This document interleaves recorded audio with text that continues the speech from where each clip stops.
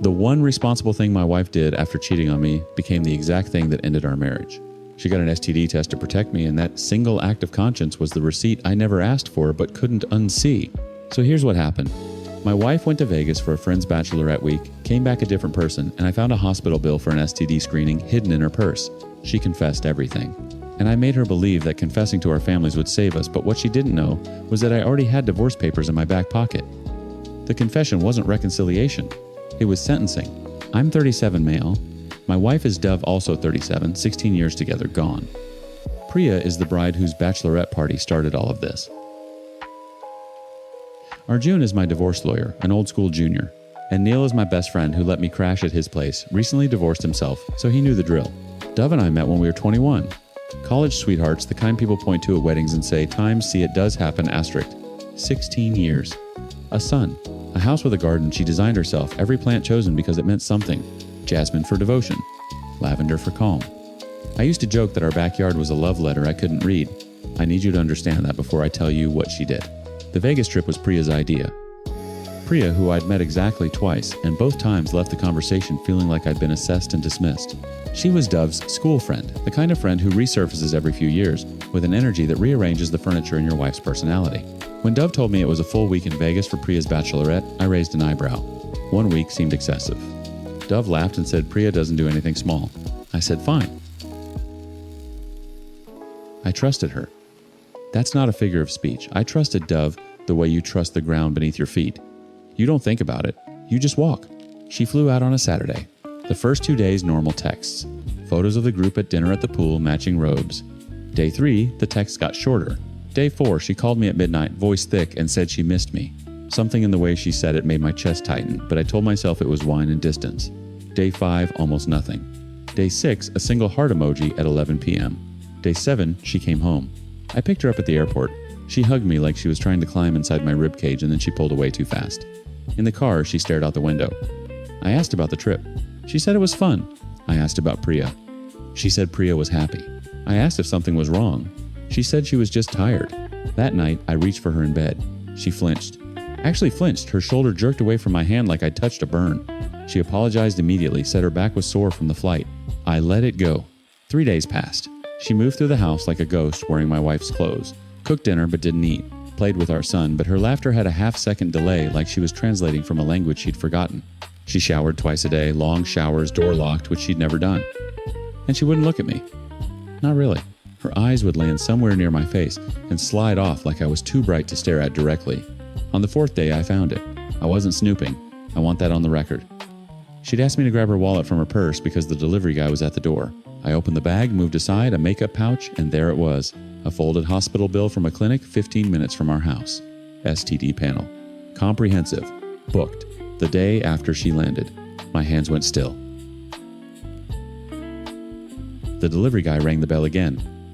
I stood in our hallway holding that piece of paper, and the house went completely silent inside my skull, like someone had pulled a plug. I paid for the food. I put the bill back exactly where I found it.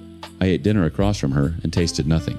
That night, I lay beside her and stared at the ceiling for 6 hours straight. The next morning, I started looking. Her phone, nothing.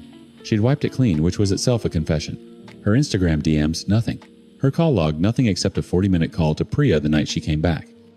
I checked our shared credit card. Normal charges, restaurants, a spa, a club. Nothing that screamed infidelity, but the STD test screamed it. One piece of evidence sitting alone in a field of silence louder than 100 texts could have been. I went online. I read forums, threads, stories from men who'd found exactly what I found. The pattern was surgical in its consistency, the distance, the flinching, the excessive showering, the phone wipe. I wasn't special. I wasn't an exception. I was a statistic. By the 5th night, I couldn't carry it anymore. We were at the dinner table. Our son was at my mother's for the evening. Dove was pushing rice around her plate, and I watched her hand tremble just slightly, just enough, and I felt something in me snap clean through. How was your STD test? 4 words. Her fork stopped midair. The color left her face in a wave top to bottom like watching a tide go out. She didn't ask times, "What are you talking about, asterisk?" She didn't deny it. She set the fork down with a precision that told me she'd been rehearsing this moment in her head for days. And then she told me everything. The bachelorette group went to a male strip club. Priya's idea. Things escalated. Private rooms. An intimate massage that Dove swore she tried to stop, but didn't. And then because she told herself the line was already crossed, she didn't stop what came after either. One night, one man.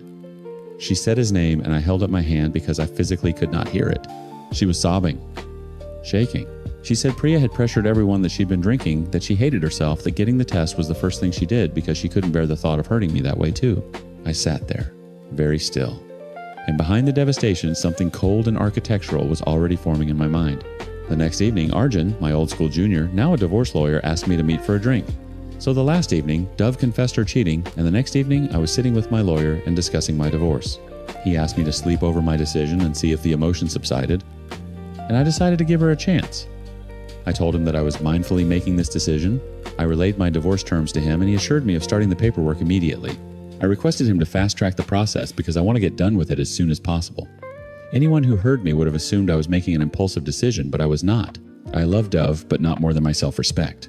I told him that I trusted Dove with my life, and if I'm taking this decision, it is definitely severe. I cannot let her get away with the cheating.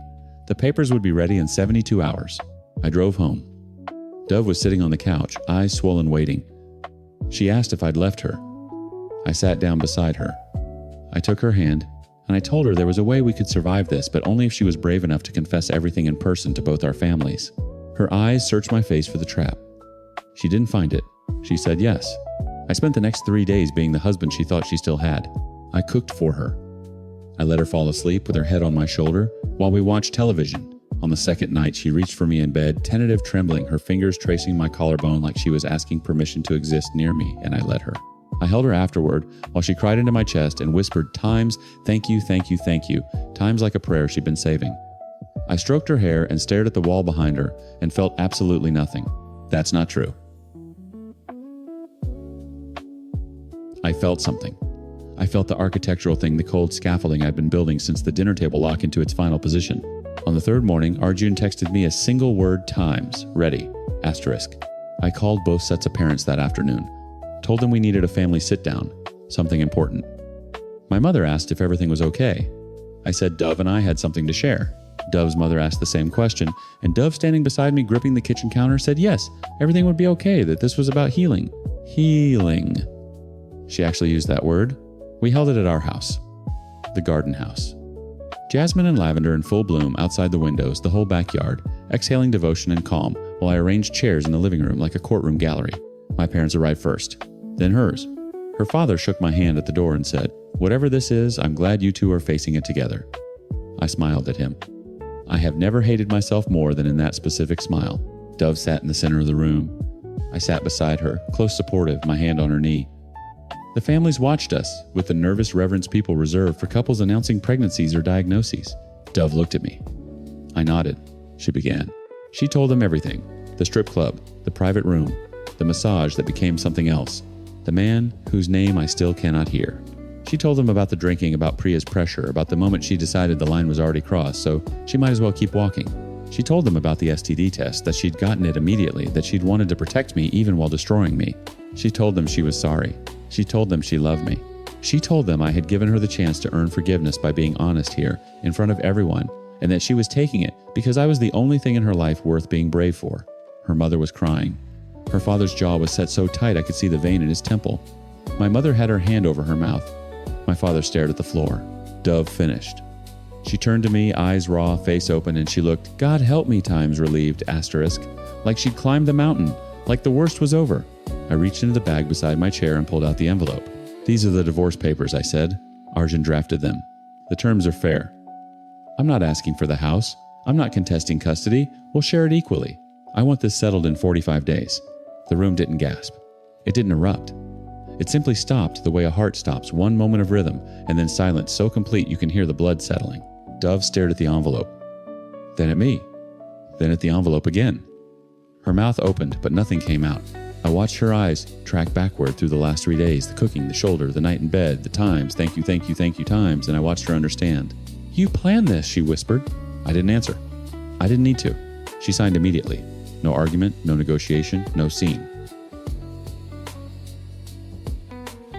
She took the pen from the table, opened to the flagged pages, and signed her name in handwriting so steady it terrified me. Then she set the pen down, stood up, and walked to the bedroom. The door closed with a click. Her parents left without speaking to me. Her father paused at the threshold and looked back, not with anger, but with something worse. Recognition. Like he understood exactly what I'd done and exactly why, and the understanding gave him no comfort at all. My mother touched my arm and said, "Was this necessary?" I said yes. She didn't ask again. The divorce settled in 45 days. Uncontested. Arjun handled everything with the quiet efficiency of a man who'd seen the surgery before and knew which cuts were clean and which ones scarred. Dove and I communicated through lawyers. She never called. Never texted. Never showed up at Neil's apartment where I'd been sleeping on an air mattress surrounded by another man's divorce boxes. The silence from her was so total it had its own weight, its own weather. We passed each other once at the courthouse. She was wearing the blue kurta I'd bought her for our anniversary. I don't know if that was deliberate. I don't know which answer would be worse. She looked at me. Times looked not the sliding off gaze from before, and I saw something in her face that I will carry until I die. Not hatred, not grief. Comprehension. She understood me completely, finally, and the understanding was the loneliest thing I'd ever seen. I drove home Neil's home and sat in the parking lot for 40 minutes. Here is what I know. I love Dove. I love Dove. Those are not contradictory statements, and they do not change anything. I engineered her humiliation in front of the people she loved most because I needed her to feel publicly and irreversibly the weight of what she'd done. I told myself it was self-respect. Maybe it was. Maybe self-respect and cruelty share a border so thin you can't see it until you've already crossed. My son starts kindergarten in September. He will grow up shuttling between 2 houses, 2 bedrooms, 2 versions of why mommy and daddy don't live together anymore. I will have to build him an answer that doesn't include the word times, revenge times, even though some nights alone on that air mattress, I suspect that's exactly what it was. The jasmine in the garden is still blooming. I drove past the house last week. She hasn't pulled it out. I don't know what that means. I don't know if I want to.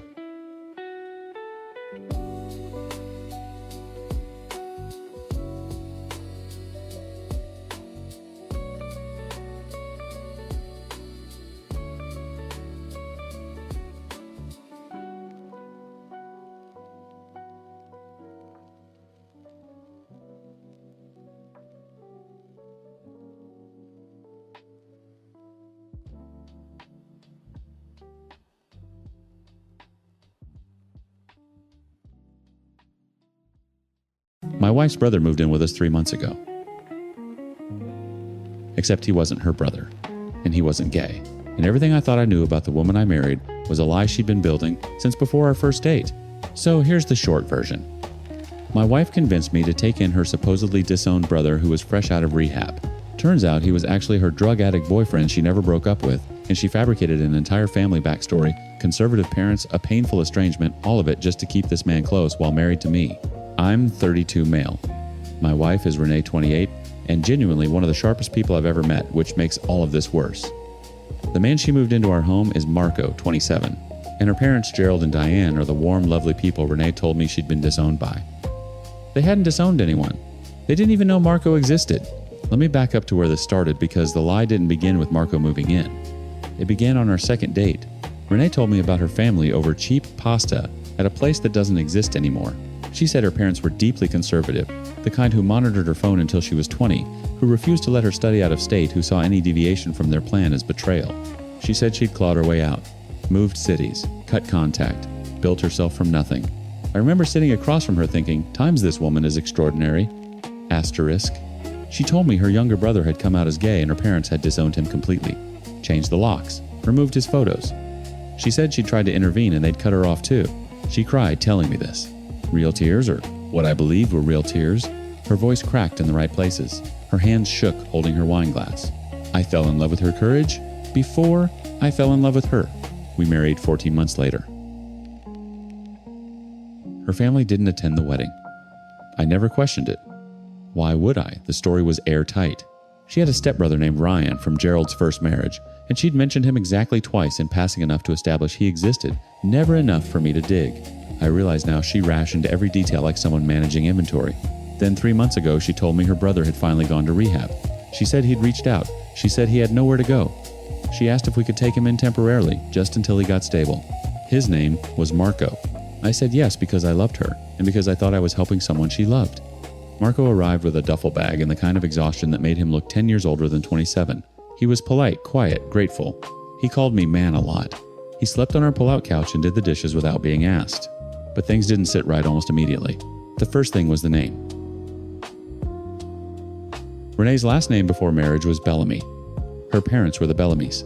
Marco's last name, which I saw on a piece of mail that arrived for him in our mailbox the second week, was Reyes. I asked Renee about it casually. She said he'd legally changed it after the disownment wanted nothing to do with the family name. I nodded. Filed it away. The second thing was the whispering. They whispered constantly. In the kitchen when I was in the living room. On the balcony when I was showering. Once I came home early and they were sitting on the couch with a gap between them that looked recently manufactured, like two magnets pulled apart by a third hand. Marco stood up too fast. Renee smiled too wide. The third thing was that Marco never talked about the family. Not once. A man supposedly disowned by his parents, freshly sober, living in his sister's apartment, and he never mentioned them. Never said their names. Never expressed anger or grief, or anything at all about the people who'd supposedly destroyed his life. I posted about it online.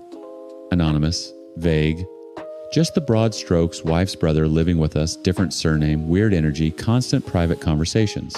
The responses split into two camps. Half said I was paranoid. The other half sent me links to threads I wish I'd never read. Wives who'd moved lovers into the family home disguised as cousins, brothers, old college friends.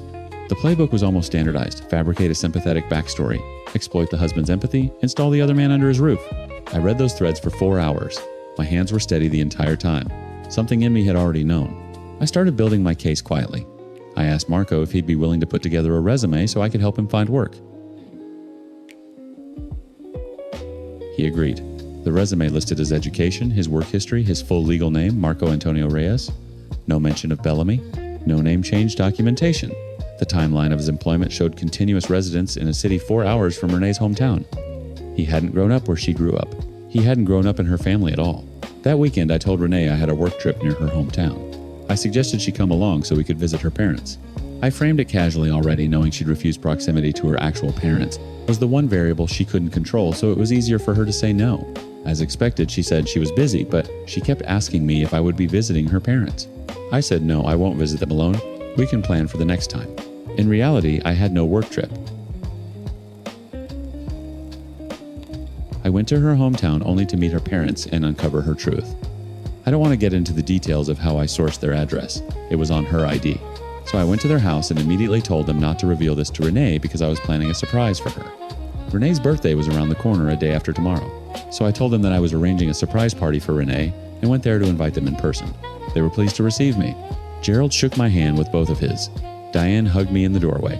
Their home was warm, cluttered with family photos, and nothing times about these people suggested the cold, controlling fundamentalists Renee had described. While speaking to them, I eventually opened up and told them that they don't seem conservative at all, not the way Renee had described. Gerald's face changed. Diane set down her tea. Conservative, Gerald said. We begged that girl to stay. I asked about their son. Gerald said, Ryan's in Seattle. We talk every Sunday. I asked carefully if they had another son, a younger one, named Marco. They looked at each other, then back at me, who Diane said slowly is Marco. I drove back to the hotel that night with every window down 80 miles an hour on an empty highway, and the only thought cycling through my head was this. Right now in my apartment, in the home I pay for, Renee and Marco are alone together. And they know exactly what they are to each other. Her birthday was in 2 days, and her parents had just accepted my invitation. I didn't sleep that night. Not because of anger. Anger would have been simpler. I lay in that hotel bed running the math on every conversation, every tear, every perfectly rationed detail she'd fed me over 3 years, and what kept me awake was the precision. This wasn't impulsive. This was architecture. I drove home the next morning, one day before her birthday. Marco was eating cereal at the kitchen counter, and Renee was blow-drying her hair in the bathroom. Everything looked normal. Everything had always looked normal. That was the craft of it. How was the trip, she asked when I kissed her cheek. Productive, I said. Actually, I want to do something special for your birthday tomorrow. Stay home. I'll handle everything. She smiled. The same smile from our second date, the one I'd once mistaken for vulnerability. You don't have to do all that. I want to, I said. I really want to. I spent that day in a kind of surgical calm. I bought a cake. I ordered flowers. I texted Gerald and Diane the address and the time 6 o'clock come straight up the door would be open. Diane sent back a string of heart emojis and wrote that she couldn't wait to see her baby girl. I stared at that message for a long time. These people loved Renee. They had never stopped. She had invented their cruelty the way a novelist invents weather to set the scene for a character who doesn't exist. The morning of her birthday, Renee woke up happy. She stretched across the bed and pulled me toward her and said, "30 looks good on me, don't you think I told her it did?" Marco knocked on the bedroom door and wished her happy birthday through the wood. She laughed. I watched the ease between them, the familiarity that I'd once read as sibling comfort, and I saw it clearly now. The way her voice softened half a register when she spoke to him. The way his knock was gentle, almost intimate, 2 taps instead of 3. I told her I was handling dinner. She should relax, get dressed up, enjoy the day. She spent the afternoon doing her makeup while Marco sat on the couch scrolling his phone. At one point I walked past and he looked up at me with those tired eyes and said, "This is really cool of you, man." "Family's important," I said. He nodded. He had no idea what he was nodding to. By 5:30, Renee was in a green dress, her hair pinned up, standing in the kitchen, finishing a salad she'd insisted on making because she said she couldn't just contribute nothing. Marco had changed into a clean shirt. The apartment smelled like garlic and candle wax and the ordinary machinery of a life that had never been real. At 5:58, my phone buzzed. Gerald times. We're in the lobby. Asterisk. I told Renee I'd forgotten something in the car and went downstairs. Gerald was wearing a blazer. Diane was holding a wrapped gift with a bow that looked like she'd spent an hour on it. I shook Gerald's hand, hugged Diane, and led them to the elevator. "She's going to be so surprised," Diane whispered. "Yes," I said. "She is." I opened the apartment door and stepped aside. Diane walked in first. Then Gerald. The hallway opens directly into the kitchen and living room, one continuous space, and Renee was standing at the counter with a knife in one hand and a tomato in the other, and Marco was 3 feet away leaning against the fridge. Diane said, "Baby?" Renee's head turned. The knife stopped. Her lips parted, but nothing came out. Her eyes went from her mother to her father to me, and I watched the blood leave her face in real time like someone had pulled a plug at the base of her throat. Gerald stepped forward, arms open, and then he saw Marco. He stopped. His arms lowered. "What are you doing here?" Gerald said. Not to Renee, to Marco. Marco straightened. His mouth opened. Closed. "You know each other," I said. I already knew, but I needed the room to hear it. "That's Marco Reyes," Gerald said, his voice flattening into something I hadn't heard from him before. "He's the reason we almost lost our daughter." Renee set the knife down. Her hands were shaking. "Dad, let me." "He's been living here," I said, "for 3 months. Renee told me he was your son, that you disowned him for being gay." The silence that followed had texture. Diane's gift hit the floor. Gerald turned to Renee with an expression I can only describe as a man watching something he built catch fire. "Oh," I said, "Ryan didn't come." "It would have made things easier, isn't it?" Renee flinched, like I'd struck her. Gerald crossed the kitchen in 4 steps, grabbed Marco by the collar of his clean shirt, and dragged him toward the door. Marco didn't resist. He went limp the way someone goes limp when they've always known this moment was coming. Gerald shoved him into the hallway and pointed at the elevator and said something quiet I couldn't hear, and Marco walked away without looking back. Diane was crying. Renee was standing in her green birthday dress in the kitchen she'd been cooking in 2 minutes ago, and she looked at me, and for the first time in our marriage, I saw her without a story prepared. "How long?" she whispered. "Long enough," I said. The divorce took 11 weeks.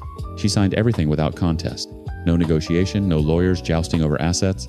She showed up to the finalization alone, thinner, wearing no makeup. She didn't look at me. Gerald removed her from the family will. I know this because Diane called me 3 weeks after it was finalized, sobbing into the phone. She said Marco had relapsed.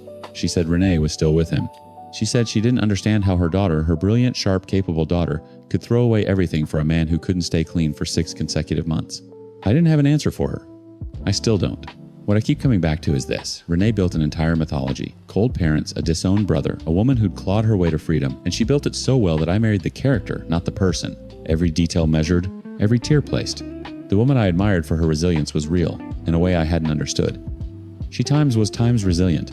She maintained a lie across years, across a marriage, across the daily architecture of a shared life without a single crack I could see until a piece of mail arrived with the wrong name. That's not weakness.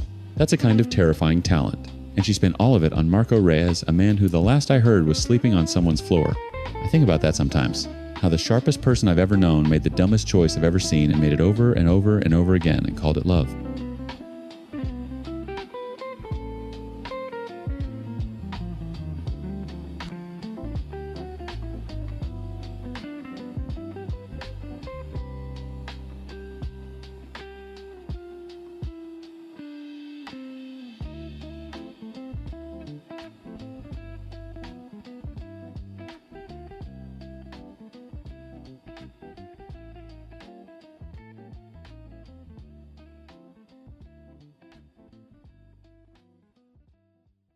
Here's the truth. Nobody wants to hear you can tell someone exactly who you are on day one, lay every boundary on the table, and they'll still act blindsided when you refuse to light yourself on fire to keep their family warm. I told my husband I never wanted children. He said he understood. Turns out he was just waiting for the right moment to pretend that conversation never happened.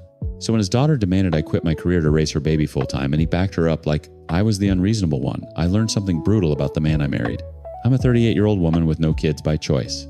My husband is Sam, 47, a devoted father whose devotion has no off switch.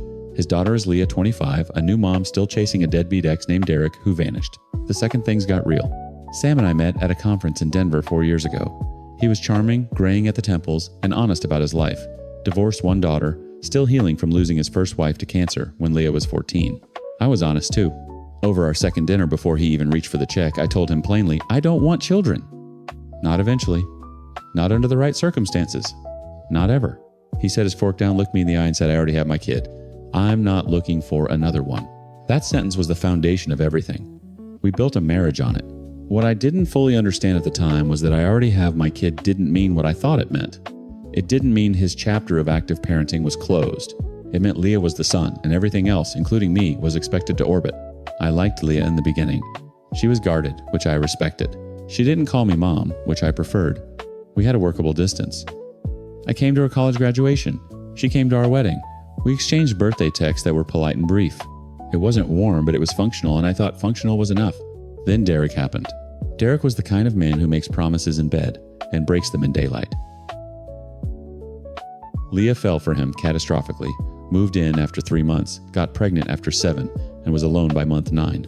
He didn't even have the decency to leave a note. Just stopped answering his phone one Tuesday and never started again. Sam drove 4 hours to pack up her apartment. He moved her into our guest room. He converted the office into a nursery. I didn't object to any of it. She was in crisis, and I understood that family shows up during crisis. I helped paint the nursery walls. I assembled the crib with an Allen wrench and a YouTube tutorial. I drove her to 2 of her prenatal appointments when Sam had work conflicts. But I never agreed to become a mother. Not once. The baby came a boy, Caleb, and for the first 12 weeks, the house was a fog of feedings and crying, and Sam hovering over Leah like she might shatter. I gave them space. I picked up groceries. I kept the house running.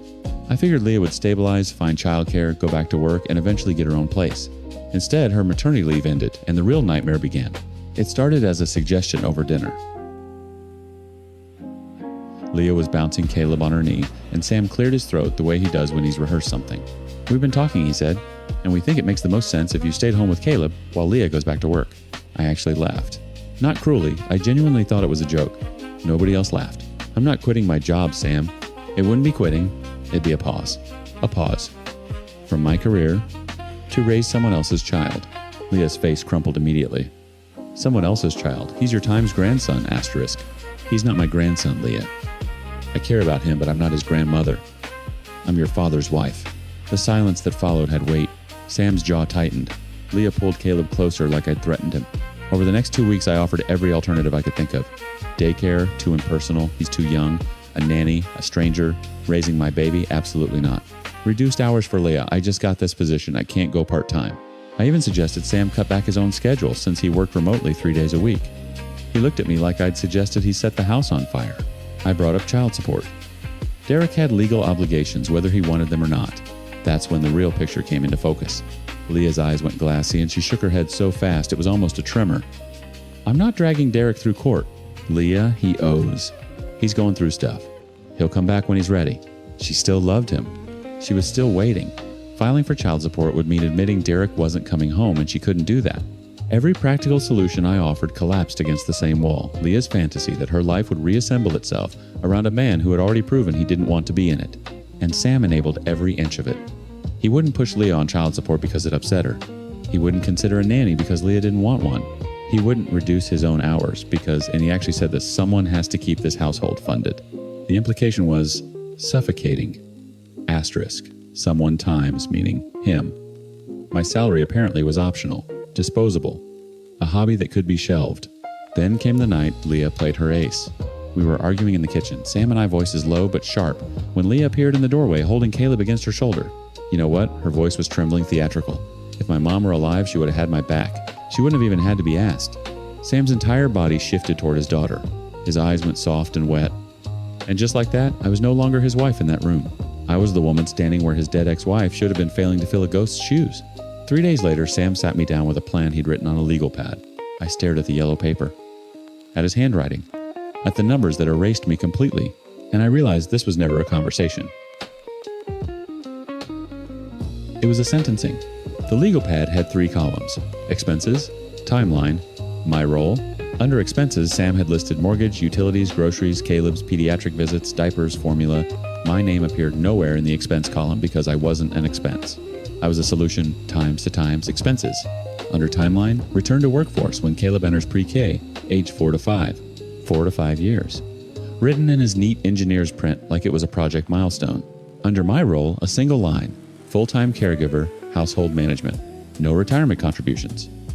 No savings plan. No income replacement. No acknowledgement that I had a 401k I'd been building for 16 years, a senior analyst position I'd fought for through 2 company mergers, or a professional identity that existed before Sam's daughter decided a stranger shouldn't raise her baby, but her stepmother could. This is the plan, he said. Not times a, times plan. Asterisk. The times plan. Where's my retirement in this, Sam? We'll figure that out later. Later when I'm 43 with a 5-year gap on my resume and no savings. You're being dramatic. I'm being times a mathematical asterisk. Show me where I exist on this page. He tapped the legal pad. You exist right here. With this family. That's where you exist. That's not a financial plan. That's a guilt trip formatted in columns. His hand came down flat on the table. I have bent over backward to make you feel included in this family. Leah is struggling. Caleb needs stability. And you're sitting here counting your retirement like some what? Say it. He didn't. He didn't have to. The word was already in the room. Asterisk. Selfish. Asterisk. It had been circling for weeks and now it landed. I stood up. My chair scraped the tile. I told you in Denver. Before you paid for dinner. Before you kissed me. Before you proposed. I told you I would never be a mother. You said you understood. This isn't about being a mother. This is about being a decent human being. That sentence hit like a closed fist because it reframed everything. Every boundary I'd ever drawn wasn't a boundary anymore. It was evidence of indecency. My entire identity, the one he'd claimed to love, was now the prosecution's exhibit. I went upstairs. I pulled 2 suitcases from the closet. I started with the things that were unquestionably mine: closed documents, the jewelry my mother left me, my laptop, the framed photo of my parents' anniversary that I kept on my nightstand. It took 40 minutes. That's how long it takes to dismantle 4 years of marriage when you never owned the house. Sam appeared in the doorway when I was zipping the second suitcase. He watched me for a long moment, and I saw something flicker across his face. Not regret exactly. More like confusion. The confusion of a man who had genuinely believed the walls would hold. You're really doing this, he said. Over babysitting. I almost screamed. I swallowed it. You wrote a plan where I don't exist, Sam. You handed me a piece of paper that erases my career, my savings, my future, and my autonomy, and you called it times babysitting asterisk. Leah appeared behind him. Caleb was asleep in her arms. She looked at the suitcases and her lip curled not with sadness, but with vindication. Like she'd been waiting for this. Like my leaving proved what she'd always suspected, that I was never really family. I hope you can live with yourself, she said quietly. I hope you learn to live without a safety net, I said back. Because your father won't be here forever, Leah. And Derek isn't coming back. And at some point, you're going to have to figure out how to be responsible for yourself and your child. And no one, not a nanny, not your dad, not the ghost of your mother, is going to do it for you. Her face went white. Sam stepped between us like I'd raised a hand. Get out, he said. I carried my own suitcases down the stairs. Nobody helped. I loaded my car in the dark. The porch light didn't come on. I drove to a hotel off the interstate and sat on the edge of a bed that smelled like industrial detergent. My phone lit up twice. Once from Sam Times. You showed your true colors tonight. Asterisk. Once from Leah. In a group text that included Sam's sister Times. She abandoned us.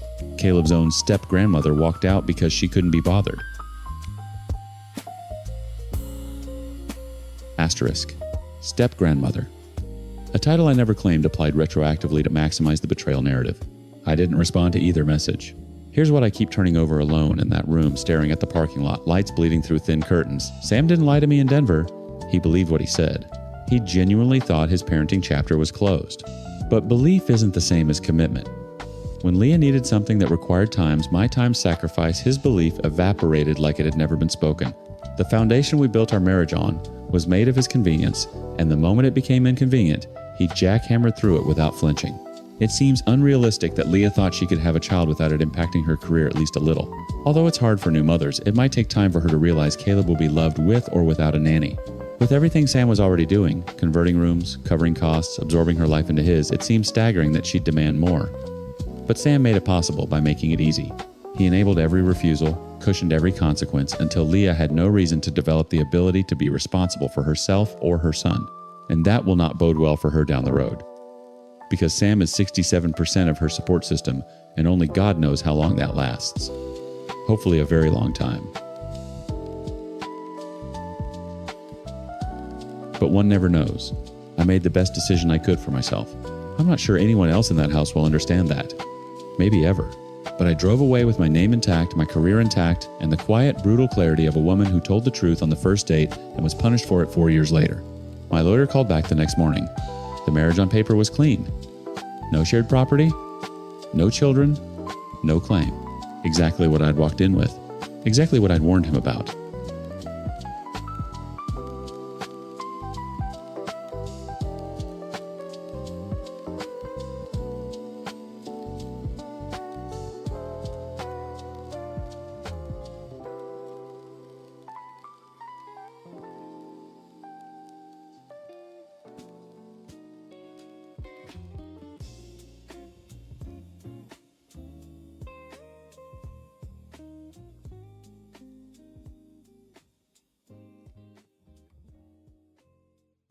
She proposed to me at my own birthday party, got down on one knee in front of my entire family, and 2 days later I found out the baby wasn't even mine.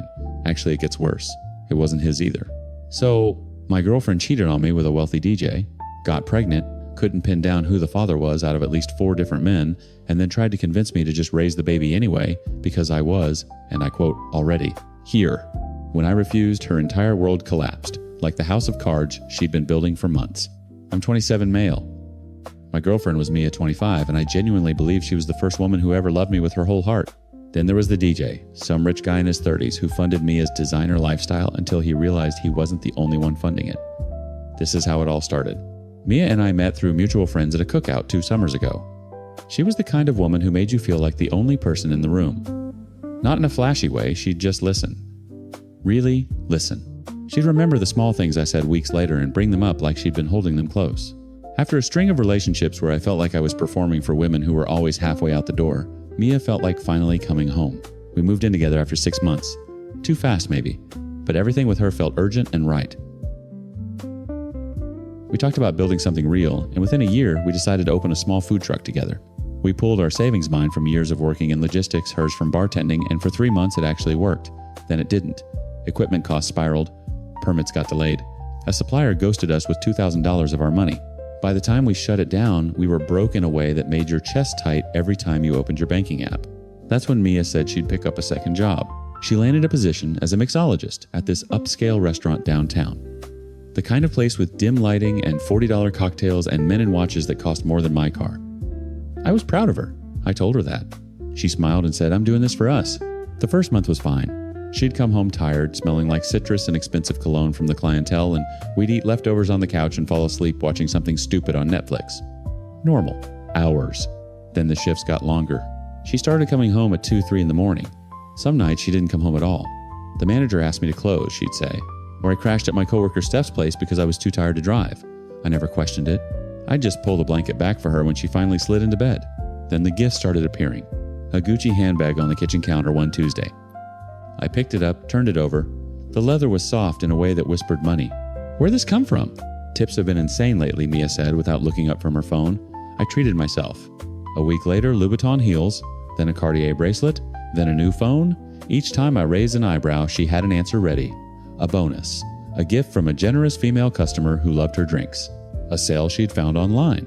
The explanations came so smoothly that doubting them felt like doubting her, and doubting her felt like being the kind of jealous, insecure man I'd promised myself I'd never become. So I swallowed it. Every single time. One evening, I picked up her phone to check the time mine was dead, and a WhatsApp notification slid down from the top of the screen. No name saved, just a number. The preview read, "Times. Wore that dress for me tonight, asterisk." My stomach dropped like an elevator with its cables cut. I opened the chat. The messages went back weeks. Photos of Mia in outfits I'd never seen. Photos of a penthouse balcony overlooking the city. Voice notes I couldn't bring myself to play. And a name she used for him in conversation, a DJ so well known in our city that even I recognized it. He'd been buying her everything. The bags, the shoes, the bracelet, all of it. When Mia walked through the door that night, I was sitting at the kitchen table with her phone face up between us. She looked at the screen. Then she looked at me. And she laughed. Not nervous laughter. Not guilty laughter. She laughed like I'd told a joke she found mildly amusing. You went through my phone. Who is he, Mia? He's nobody. He buys me things. That's it.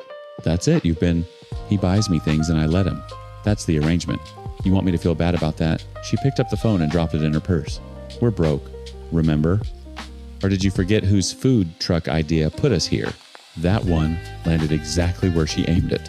So, you'd rather have his gifts than what? Your pride? She tilted her head. Baby, his gifts pay our bills. Your pride doesn't. I packed a bag that night and drove to my cousin's apartment across town. I didn't cry. I just drove with both hands on the wheel and a hollow ringing in my ears, like something had detonated inside my skull. Distancing myself from her like that was not something I was used to. A second week passed, and I still didn't hear from her. Meanwhile, she constantly posted on Facebook and WhatsApp and didn't look like she missed me. In the third week, just when I decided to go back home and confront her, Mia called me. When she called me, she sounded very different and asked me to come home so we could iron things out between us. Eventually, I went home that day, and as soon as I stepped inside her house, she hugged me tightly. Once we settled down, Mia began to tell me how selfish and stupid she had been, and she was sorry for hurting my feelings with her actions. She told me she returned all the gifts because she realized what we had was worth more than any expensive gift. I was so relieved to hear that, and I held her face in my hands and told her we'd figure everything out together. Then she told me she was pregnant. She said it softly like a confession, and a gift wrapped into one sentence. My eyes blurred. I pulled her into me so tight I could feel her heartbeat against my ribs. A baby. Our baby. This was the reset. This was the universe telling us the worst was over. Over the next few weeks, Mia became the woman I'd fallen in love with, multiplied by 10. She cooked for me. She planned nursery colors. She told my mother before I could. And on the night of my 27th birthday, in front of my parents, my cousins, my closest friends, she got down on one knee with a ring she said she'd been saving for and asked me to marry her. The room erupted. My mother cried. I said yes before she even finished the question. 2 days later, I was lying in bed when I heard Mia whispering into her phone in the bathroom. She ended the call the second the door creaked open. Who was that? Wrong number, she said. She smiled.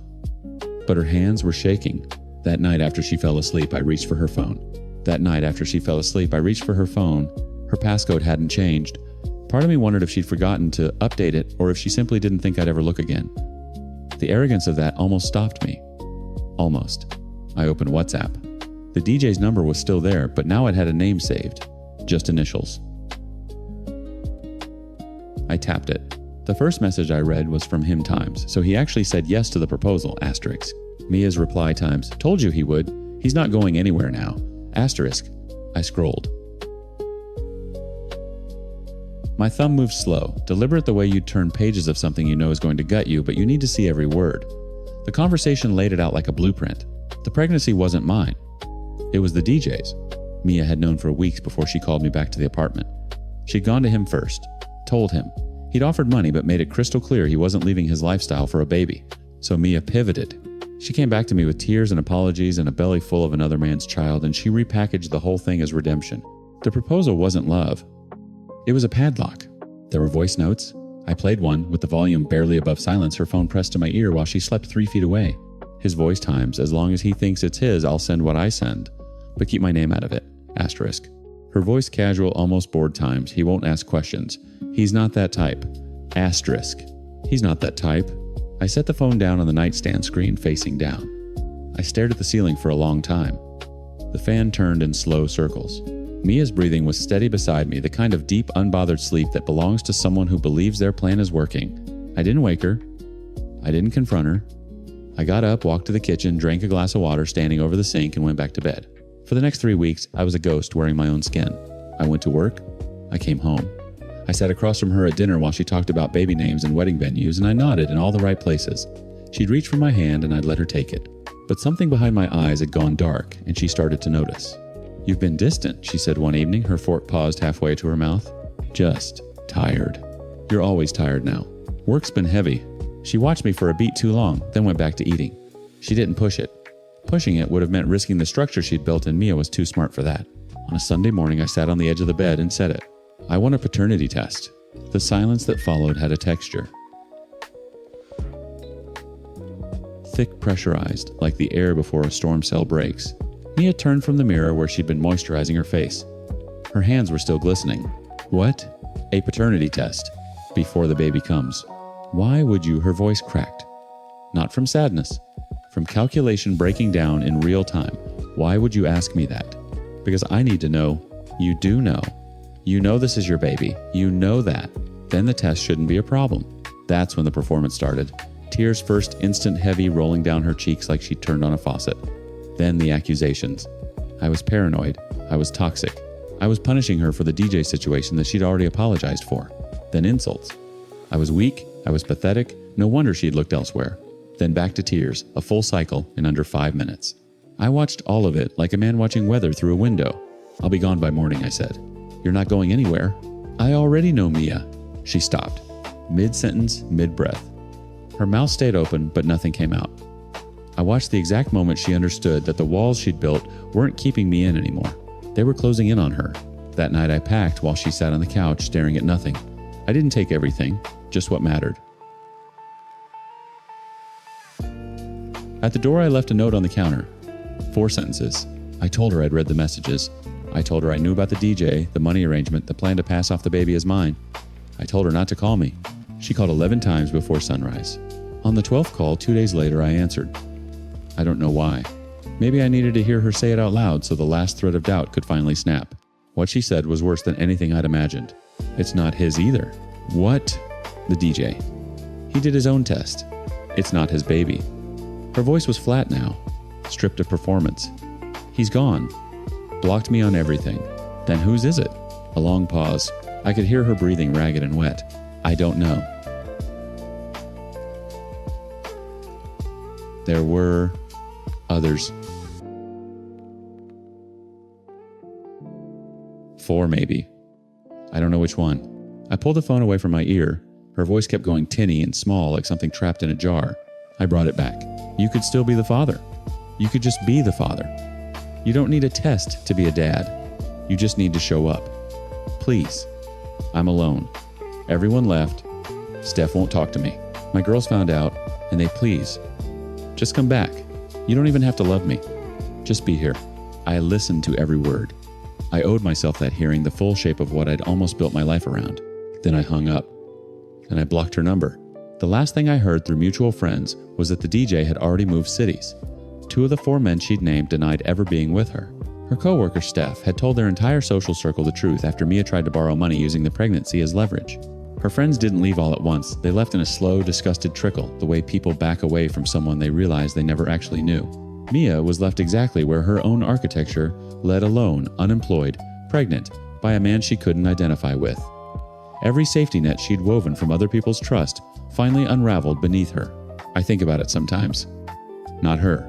The version of me that sat at that kitchen table the first time and swallowed the lie because the alternative meant admitting that the one person who felt like home was just a house with no foundation. That man doesn't exist anymore. I made sure of it.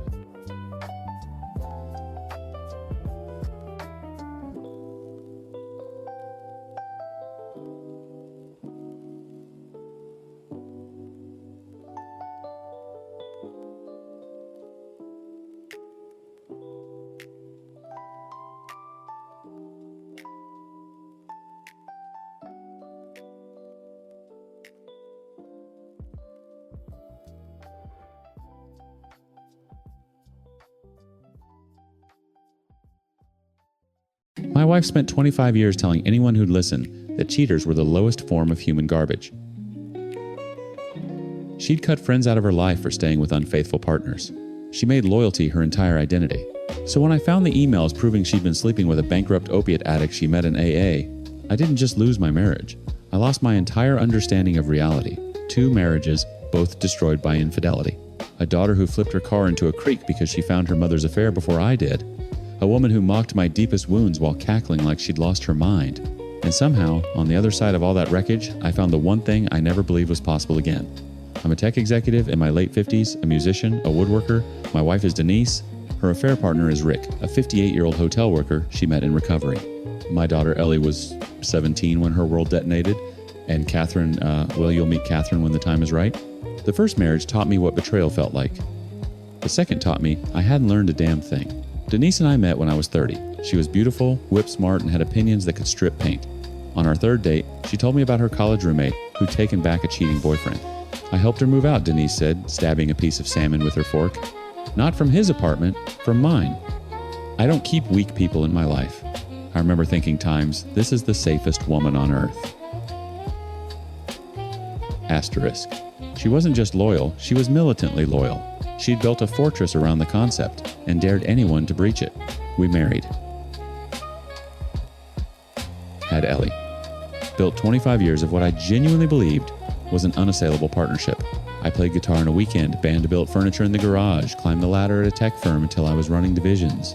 Denise stayed home with Ellie, then got her real estate license. Then, when the drinking got bad enough that she couldn't hide it behind book club anymore, she got sober through AA. I supported every step of that. Drove her to meetings, held her hair back during the detox sweats, told her I was proud of her because I was. What I didn't know was that AA introduced her to Rick. The distance started about 8 months before I found the emails. Subtle at first, she'd come home from meetings energized but evasive, talking about her healing journey in language that felt borrowed from someone else's mouth. Then, less subtle, she started picking fights about nothing. I'd load the dishwasher wrong and get a 20-minute lecture about how I never listened. I'd ask how her day was and she'd say, "You wouldn't understand. You've never had to rebuild yourself from scratch." I thought she was processing sobriety. I gave her space. I gave her grace. She used both to build a runway. One Thursday night, she left her laptop open on the kitchen counter. I wasn't snooping, not yet. I was looking for a recipe she'd bookmarked, but the browser had her email open, and the preview pane showed a message from a name I didn't recognize. Rick. The email was short. Familiar. The kind of short and familiar that doesn't exist between strangers. I scrolled down and my hands went cold.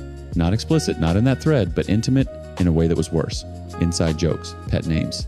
A reference to last Tuesday that made my stomach fold in half because last Tuesday, she'd told me she was at a women's meeting. I made my first critical mistake. I told her what I'd found. The moment the words left my mouth, I watched her face cycle through 3 expressions in under 2 seconds. Shock, calculation, performance. Then the tears came perfectly timed. We kissed once, at a meeting. It was awful and I felt sick and I ended it immediately. She grabbed my hands. She looked me dead in the eyes with a sincerity so convincing I felt guilty for doubting her. "You're the only man I've ever loved. Rick is a broken person and I was trying to help him and it went too far for 1 second and I will spend the rest of my life making it up to you." We spent the weekend in what I now call the false reconciliation. Long talks, crying, lovemaking that felt desperate and performative in a way I couldn't name at the time. She said everything right. She always knew what right sounded like, but something gnawed at me. A phrase from one of the emails, time, same room times. You don't write that about a single kiss.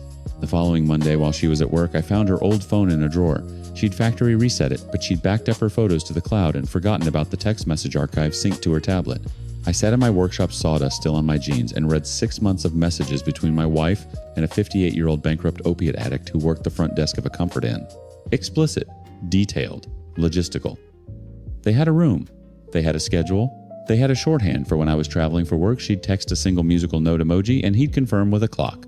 I set the tablet down on my workbench and stared at the wall for what might have been 40 minutes. My hands didn't shake. That's what scared me. I felt like someone had scooped out my chest cavity and replaced it with concrete. When I confronted her with the evidence, the one kiss story evaporated. She cried differently this time, ugly, panicked, real. I told her I was giving her a gift, one chance at reconciliation. Full transparency, full accountability. We'd do the work. She agreed to everything. What neither of us knew was that Ellie had found those same emails weeks before I did. My 17-year-old daughter had been carrying her mother's secret like a grenade with the pin pulled, and nobody heard the explosion until she was upside down in her car, in a creek bed, blood alcohol, twice the legal limit, expelled from National Honor Society pills in her backpack that didn't belong to her.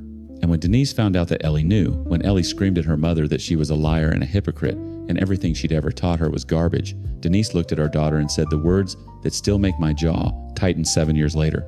"You are the reason I want to drink." Then she got in her car and peeled out of the driveway so fast the tires left marks on the concrete. Ellie called me sobbing, convinced her mother was going to kill herself, convinced it would be her fault. That's when the inversion happened. Ellie couldn't be angry at Denise. Anger might kill her. So Ellie turned all of it on me, the safe parent, the one who wouldn't self-destruct. Denise let it happen, encouraged it. She started monitoring my posts on an online support forum, feeding details to Ellie out of context, whispering that Dad was airing family business to strangers. One night, she sat across from me at the kitchen table, folded her hands like a therapist, and said, "I've forgiven myself. I think you need to respect that." I stared at her. She stared back, waiting for applause. I gave her a year. 12 months of couples therapy, individual therapy, books, workshops, the whole architecture of reconciliation. I did the work because I loved someone so much it was hard to believe she could ever do the unimaginable. And for 12 months, I waited for her to meet me halfway. Instead, on a Tuesday night in November, she met me at the bottom. We'd been arguing about nothing, a credit card charge maybe, or something equally small. The kind of argument that was never about the thing. It was about, I was standing in the kitchen doorway and she was sitting at the table with a glass of sparkling water, and somewhere in the middle of my sentence she started laughing. Not real laughter, something else. "You want to know what's funny?" she said, and her voice had a quality I'd never heard before, high, brittle, theatrical. "You. Walking around this house like some wounded saint. You, with your little forum posts and your therapist and your..." She pressed the back of her hand to her forehead in a mock swoon. "Oh, times Denise hurt me. Denise broke my trust. I gave her everything and she, asterisk..." She was imitating me. Not generically. Specifically. She was using the exact words I'd said in our couple sessions, the exact cadence of things I'd whispered in bed at 3 a.m. when I couldn't sleep, the precise inflection of my voice when it cracked during our worst conversations. She'd cataloged every moment of vulnerability I'd ever shown her, and she was performing them back to me like a one-woman show. Then came the fake tears.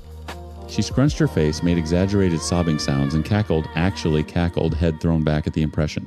"Do you hear yourself? Do you know what you sound like? You sound like a Times child. Asterisk." My hands were flat on the counter. I remember the grain of the wood under my palms. I remember the hum of the refrigerator. I remember the specific quality of silence inside my own skull when something fundamental rearranges itself. 25 years! Every fear I'd ever confessed, every wound I'd let her see, every night I'd chosen to be soft with her instead of guarded. She'd stored it all. And now she was using it like ammunition. Not because she was angry, but because my pain made her feel powerful. And feeling powerful was easier than feeling ashamed. I looked at her. She was still laughing, but her eyes were watching me the way a person watches when they know they've gone too far and can't stop. "I'm done," I said. Not loud, not dramatic. The quietest sentence I've ever spoken. She stopped laughing. "The divorce cost me $200, 000.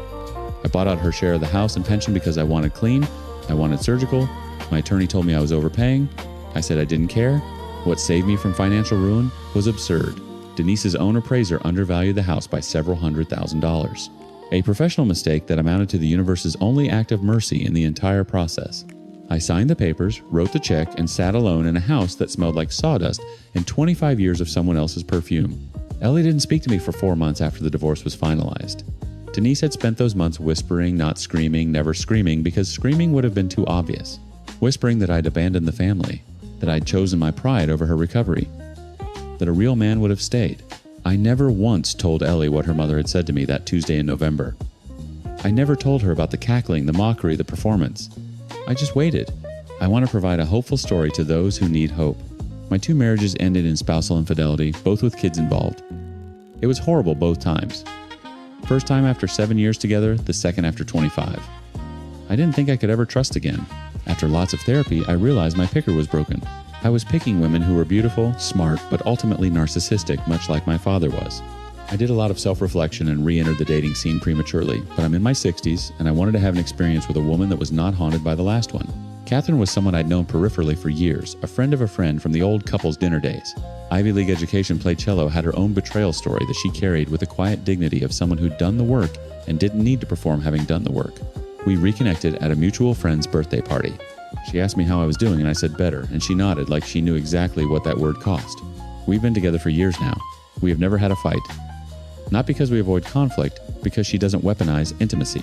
She disagrees with me the way an adult disagrees with another adult. The first time she said, "I think you're wrong about that," without any edge, without any cruelty, without storing it for later use. I almost cried at the dinner table. Ellie graduated from a competitive college in New York City. She rebuilt her relationship with me slowly, brick by brick, and one evening over dinner she said, "I respect that you never badmouthed Mom. My throat closed." I just nodded. 7 years after D-Day, Denise showed up at my house to pick up old family videotapes. She stood on the porch looking nervous, heavier, older, in a way that had nothing to do with age. She said she was sorry. She said she went crazy and ruined everything. She said she understood if I hated her, I didn't hate her. That's what surprised me. I searched for the anger the way you pat your pockets for your keys, and it simply wasn't there. I nodded. I gave her the tapes. I wished her well, and I meant it. Catherine and I married in our front yard. My 3 grandsons were the flower boys. The 2 oldest scattered petals with enormous seriousness. The youngest, 2 years old, faced like a biscuit, wandered off halfway down the aisle to play with Grandpa's woodworking scraps piled by the garage. Everyone laughed. Catherine squeezed my hand.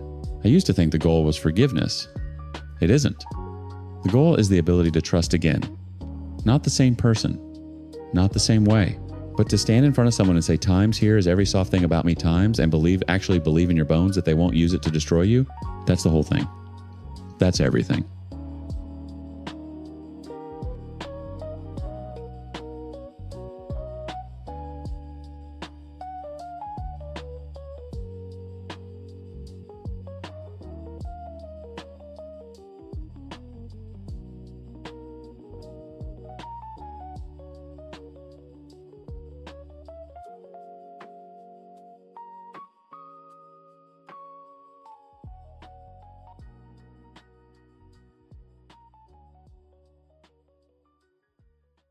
The text message lit up my phone with the sterile glow of a bomb's countdown timer. Asterisk, Mom, Paul, we need to talk. Family meeting. Call me. Asterisk. I stared at it, a greasy wrench in my hand.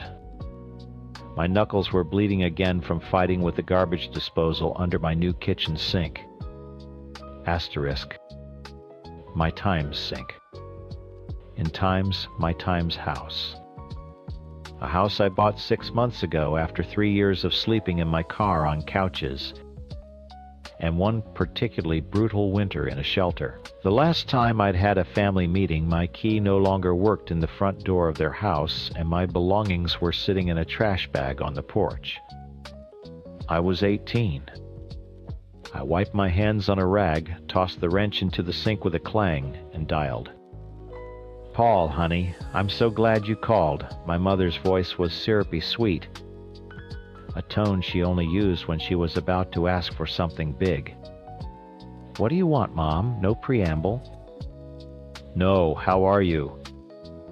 We didn't have that kind of relationship. Can't a mother just want to see her son? We haven't seen your new house yet. We're so proud of you. You know where I live. You've never come by. A sigh, heavy and practiced. The sound of a martyr mounting her cross. "Well, your father and I and Dan, we thought we could all go out to dinner. Our treat. Just to catch up. Dan? Of course. The golden child. The reason for every emergency, every faked crisis, every dollar they ever had. I'm busy," I said. "Paul, please. It's important." The sweetness in her voice curdled into a whine. "Dan's having a hard time." I almost laughed. When is Dan not having a hard time? That's not fair. His wife, Sarah, she's just very difficult. She makes life impossible for him, for all of us. He can't get ahead. I leaned against my own kitchen counter, the cool granite, a solid reminder of everything I'd built without them. And this requires a family meeting with me. We just need to talk. As a family. Please. For me. The old guilt, a familiar phantom, pricked at my conscience. I hated it. I hated them for installing it. And I hated myself for letting it still have any power. "Fine," I said, my voice flat. "The steakhouse on Market Street. Tomorrow. 7 o'clock. If you're a minute late, I'm leaving." "Oh, thank you, baby. You won't regret this." I hung up. I knew I already did. The next night I walked into the restaurant at 7 on the dot. They were already there, huddled in a corner booth like refugees. My father, looking older and smaller than I remembered, fiddled with a sugar packet. My mother gave me a watery smile. And Dan looked like a cornered animal. His expensive clothes were rumpled, his face was puffy, and he vibrated with a nervous energy that made my teeth ache. "Paul, you made it," my mother chirped, a little too loud. I slid into the booth opposite them. The silence was thick enough to chew. A waitress came and took our drink orders. I ordered a whiskey neat. They all ordered water. So my father cleared his throat, trying to sound authoritative. It didn't work anymore. "Your mother tells me you're doing well. The house is good." "It's fine," I said. "Must be nice," Dan muttered, staring daggers at the breadbasket. "Having so much space, so much quiet." My mother put a placating hand on his arm. "Now, Danny." Paul worked hard. She turned her plastic smile on me. "We know you did. It's just, well, things have been tough. Sarah is spending every penny Dan makes. He can't save a thing. She's threatening to leave him if he doesn't buy her a bigger house, one like yours." "That's a Dan problem," I said, taking a sip of my whiskey. The burn was clarifying. "It's a family problem," she insisted. "He's living in our basement again, and frankly, she's making our lives a living hell. We can't take it anymore."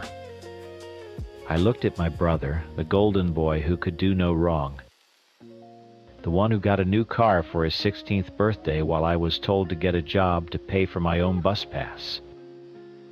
The one whose college tuition was paid in full while I was told community college was a waste of money. He wouldn't meet my eyes. He just glared at the table, radiating pure, uncut entitlement. "So, what does this have to do with me?" I asked, keeping my voice level. My father leaned forward, his hands flat on the table. The old bully was trying to surface.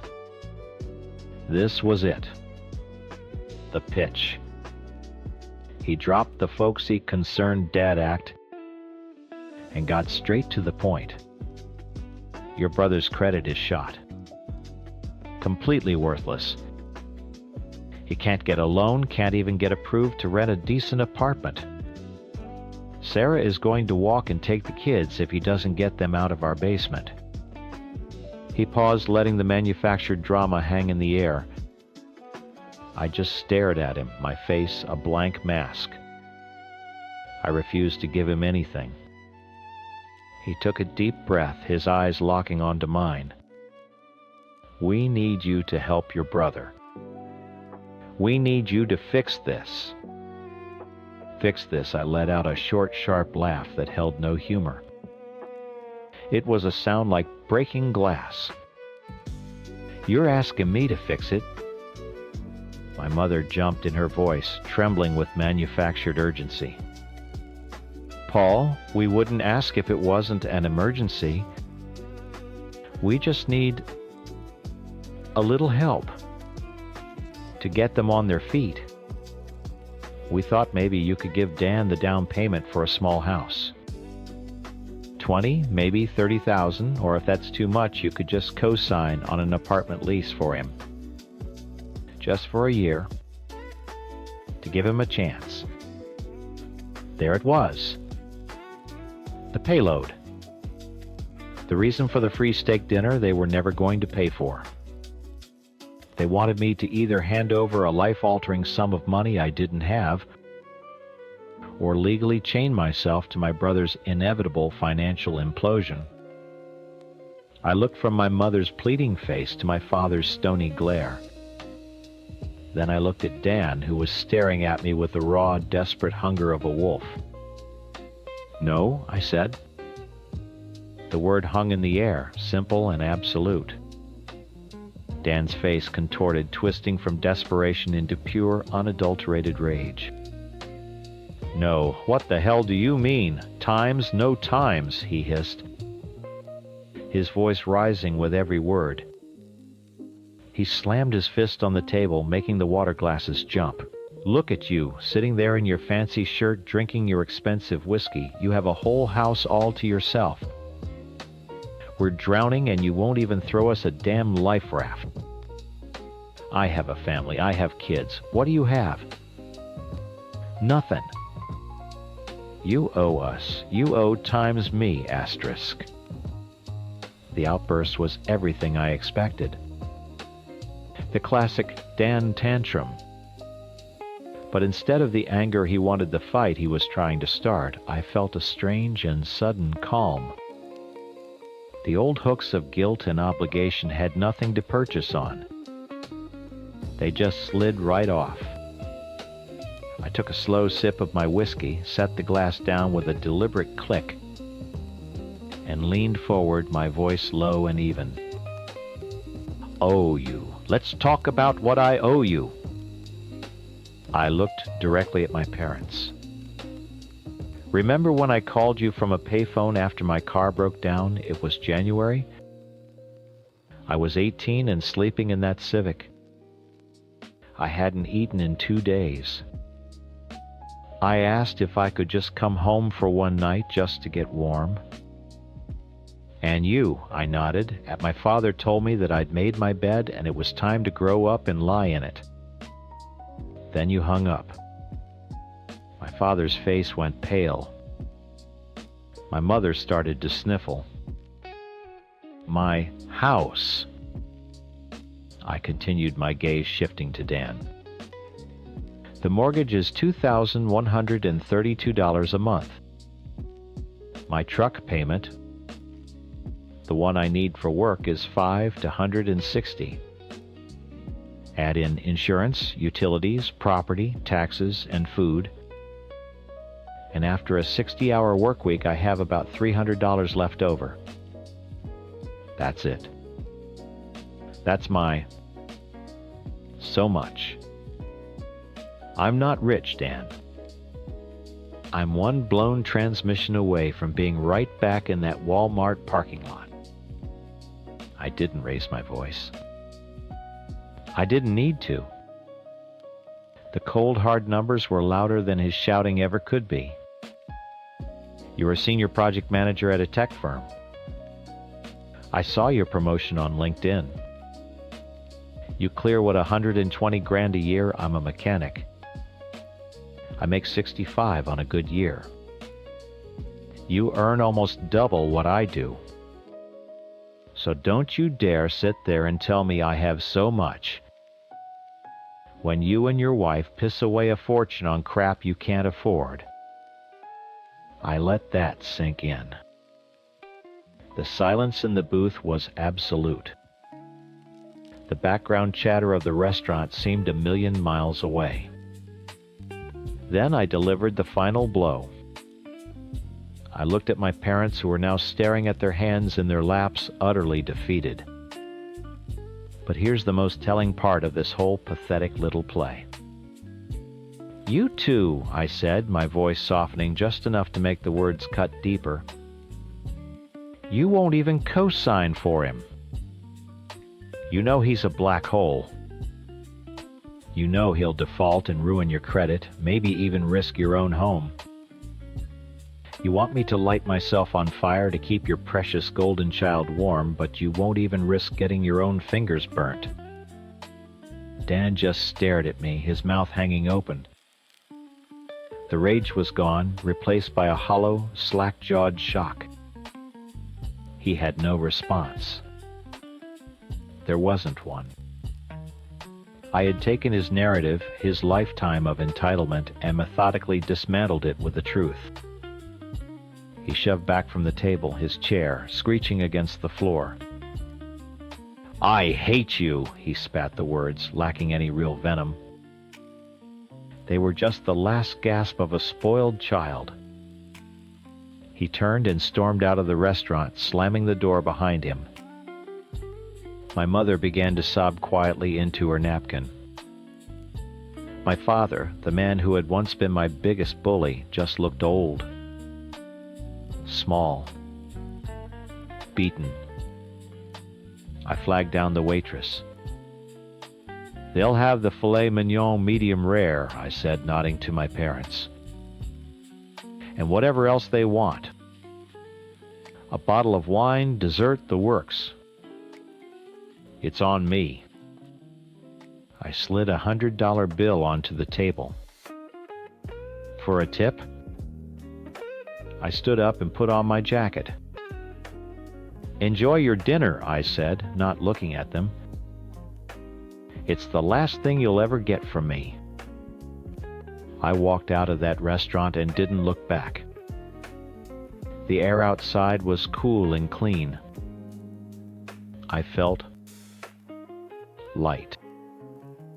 The next day, the attack came just as I knew it would.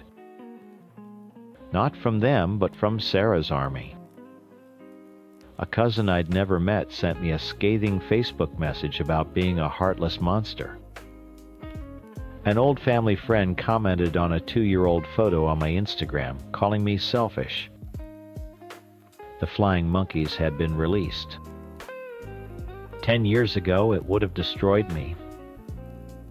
5 years ago, it would have sent me into a spiral of rage and anxiety. I sat on the porch of my Times house, a cold beer in my hand, and looked at the message from the unknown cousin. I tapped the screen. Asterisk, block user, asterisk. A notification popped up for the Instagram comment. I tapped again. Asterisk. Block user. Asterisk. With each press of a button, I felt another invisible chain breaking. They had no power here. Their words were just ghosts rattling at windows they could no longer break. The war was over. I had finally won. Look, all I wanted was one day. One perfect drama-free day where my fiancé Mark and I could get married, have a nice dinner, and then dance with our friends until our feet hurt. We weren't asking for much. A small venue, 100 of our closest people, and one simple rule: the reception was for adults only. It wasn't even a hard and fast, no kids allowed rule. We love our friends' kids. We love our nieces and nephews. So we made a clear distinction. Ceremony. Kids are welcome. Dinner? Absolutely. We'll even have high chairs and a kids' menu. But from 8 p.m. onward, when the open bar really got flowing and the music got loud, we wanted an adult party.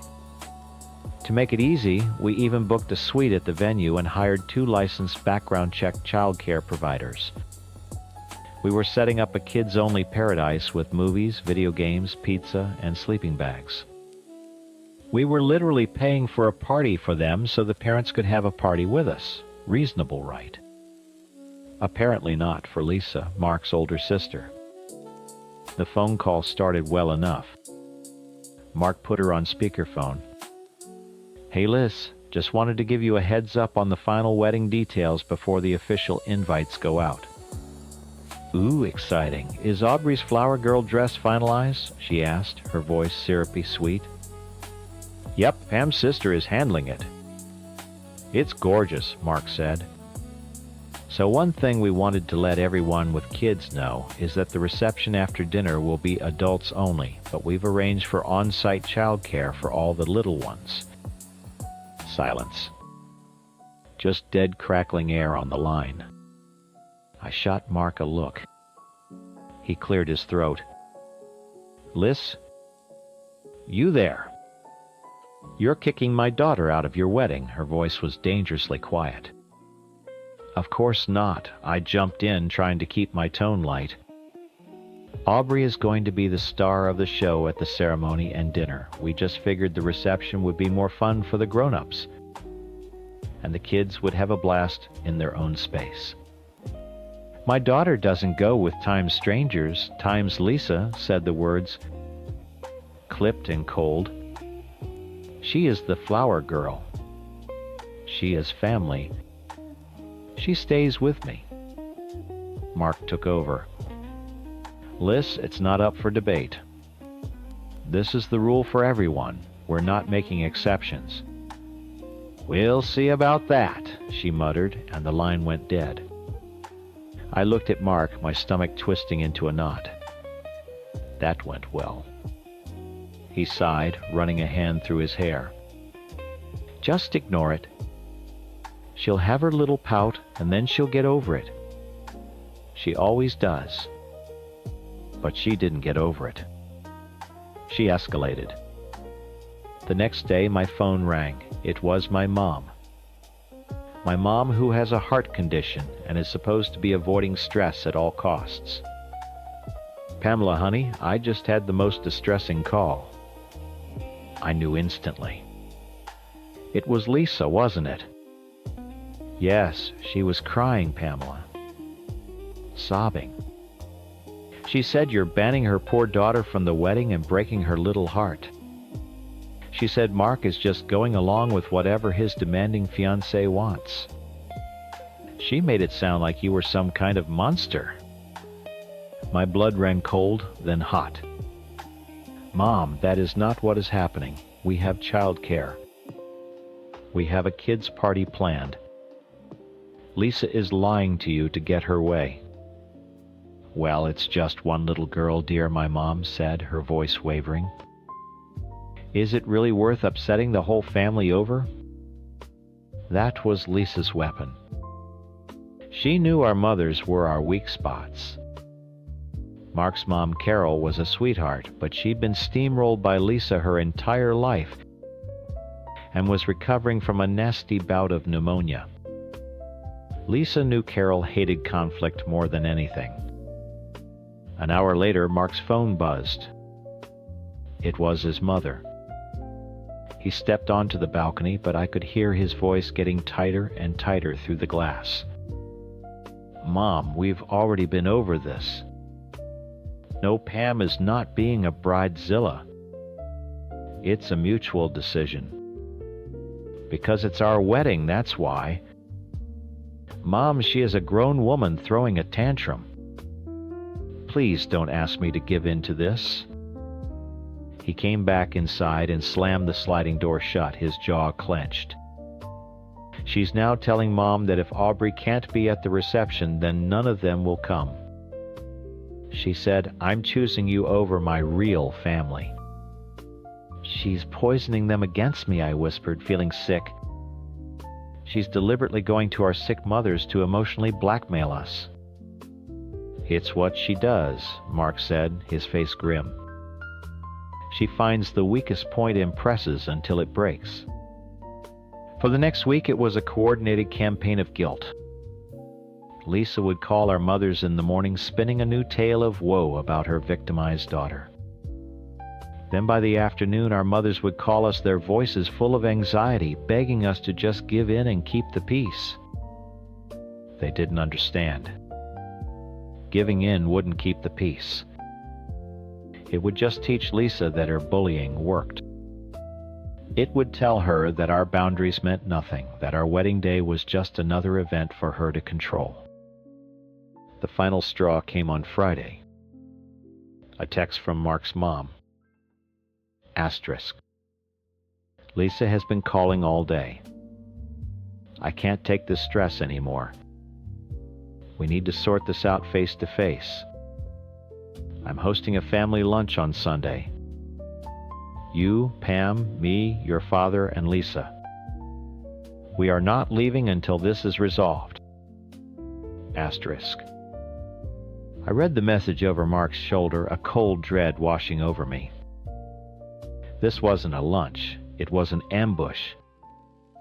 A trap designed to corner us with our exhausted mothers as the emotional shields. Mark typed back a simple asterisk. "We'll be there." Asterisk. He looked at me, his eyes dark with frustration. "We're walking into the lion's den." "I know," I said, taking a deep breath.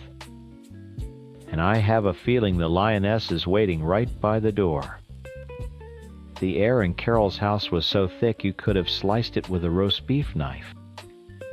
Mark's father mumbled about the weather.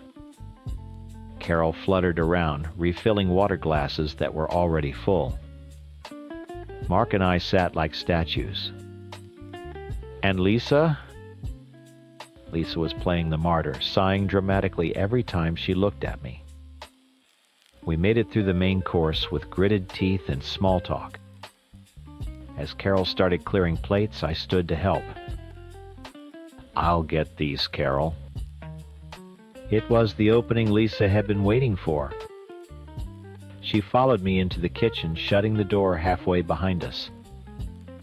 "I'm glad we have a moment," she said, her voice dripping with false concern. "I think there's been a huge misunderstanding." "There's no misunderstanding, Lisa," I said, stacking plates with more force than necessary. "The rule is for everyone." "But don't you see, you're tearing this family apart. Mom is sick with worry. You're putting Mark in an impossible position. All because you want to have a dance party." Her voice rose, cracking with practiced emotion. "My daughter looks up to you. And you're telling her she's not good enough to be at your celebration." Something inside me stretched taut for weeks finally snapped. I slammed the plates down on the counter. "Don't you dare put this on your daughter. Or on me. This is about you. You've never been told no in your life. And you can't handle it." Her jaw dropped. "How dare you?" "No, how dare times you. Times I." Shot back my voice, low and shaking with rage. "How dare you call my sick mother and yours crying and lying to manipulate them into fighting your battles?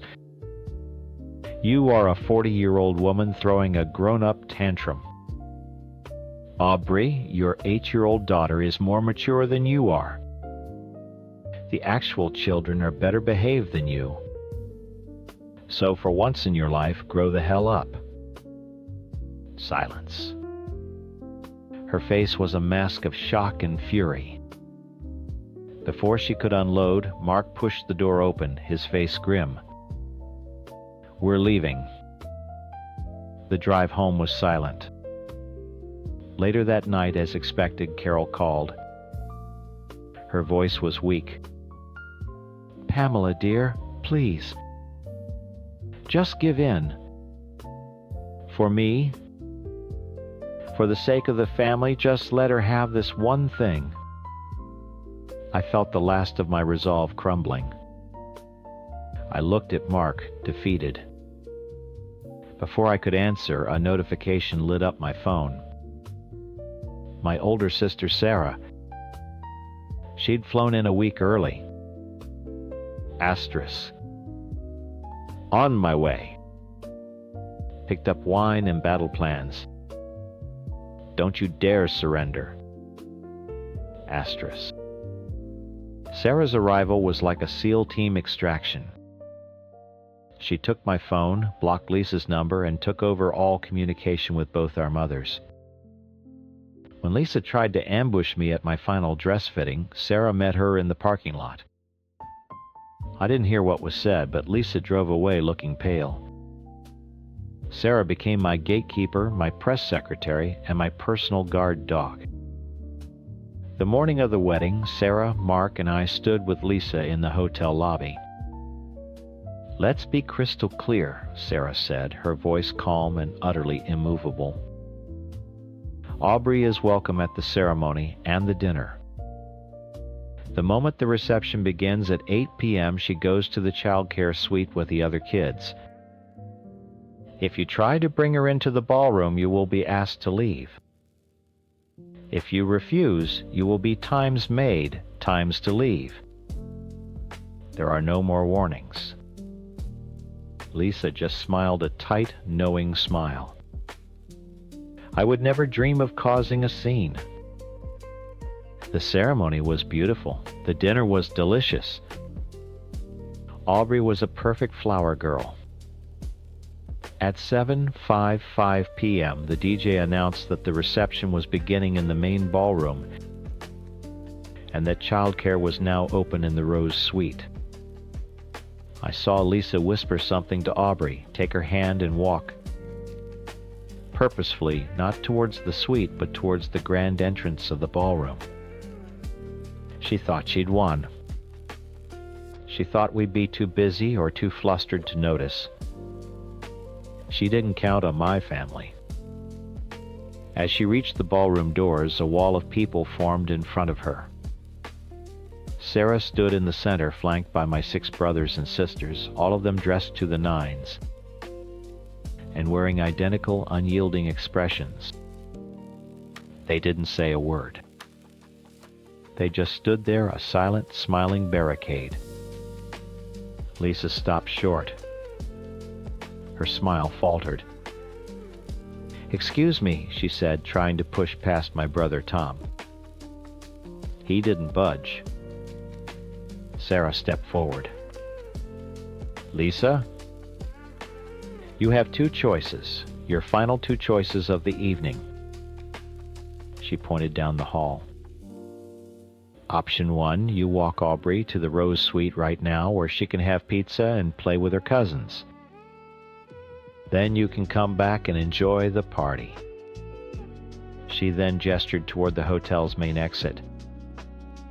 Option 2, you both leave right now. No goodbyes, no scene. Just go.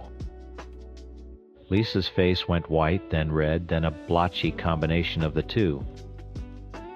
She looked around, realizing several guests were now watching the silent standoff. She looked at the human wall in front of her.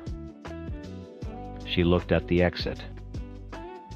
The public humiliation of being thrown out was clearly more than she was willing to risk. Defeated, she let out a clipped sigh. Fine. She grabbed Aubrey's hand and practically dragged her down the hall.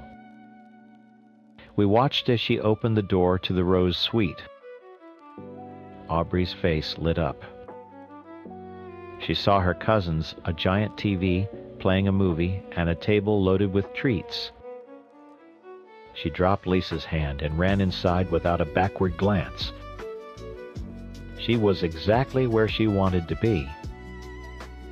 The door clicked shut, leaving Lisa standing alone in the hallway.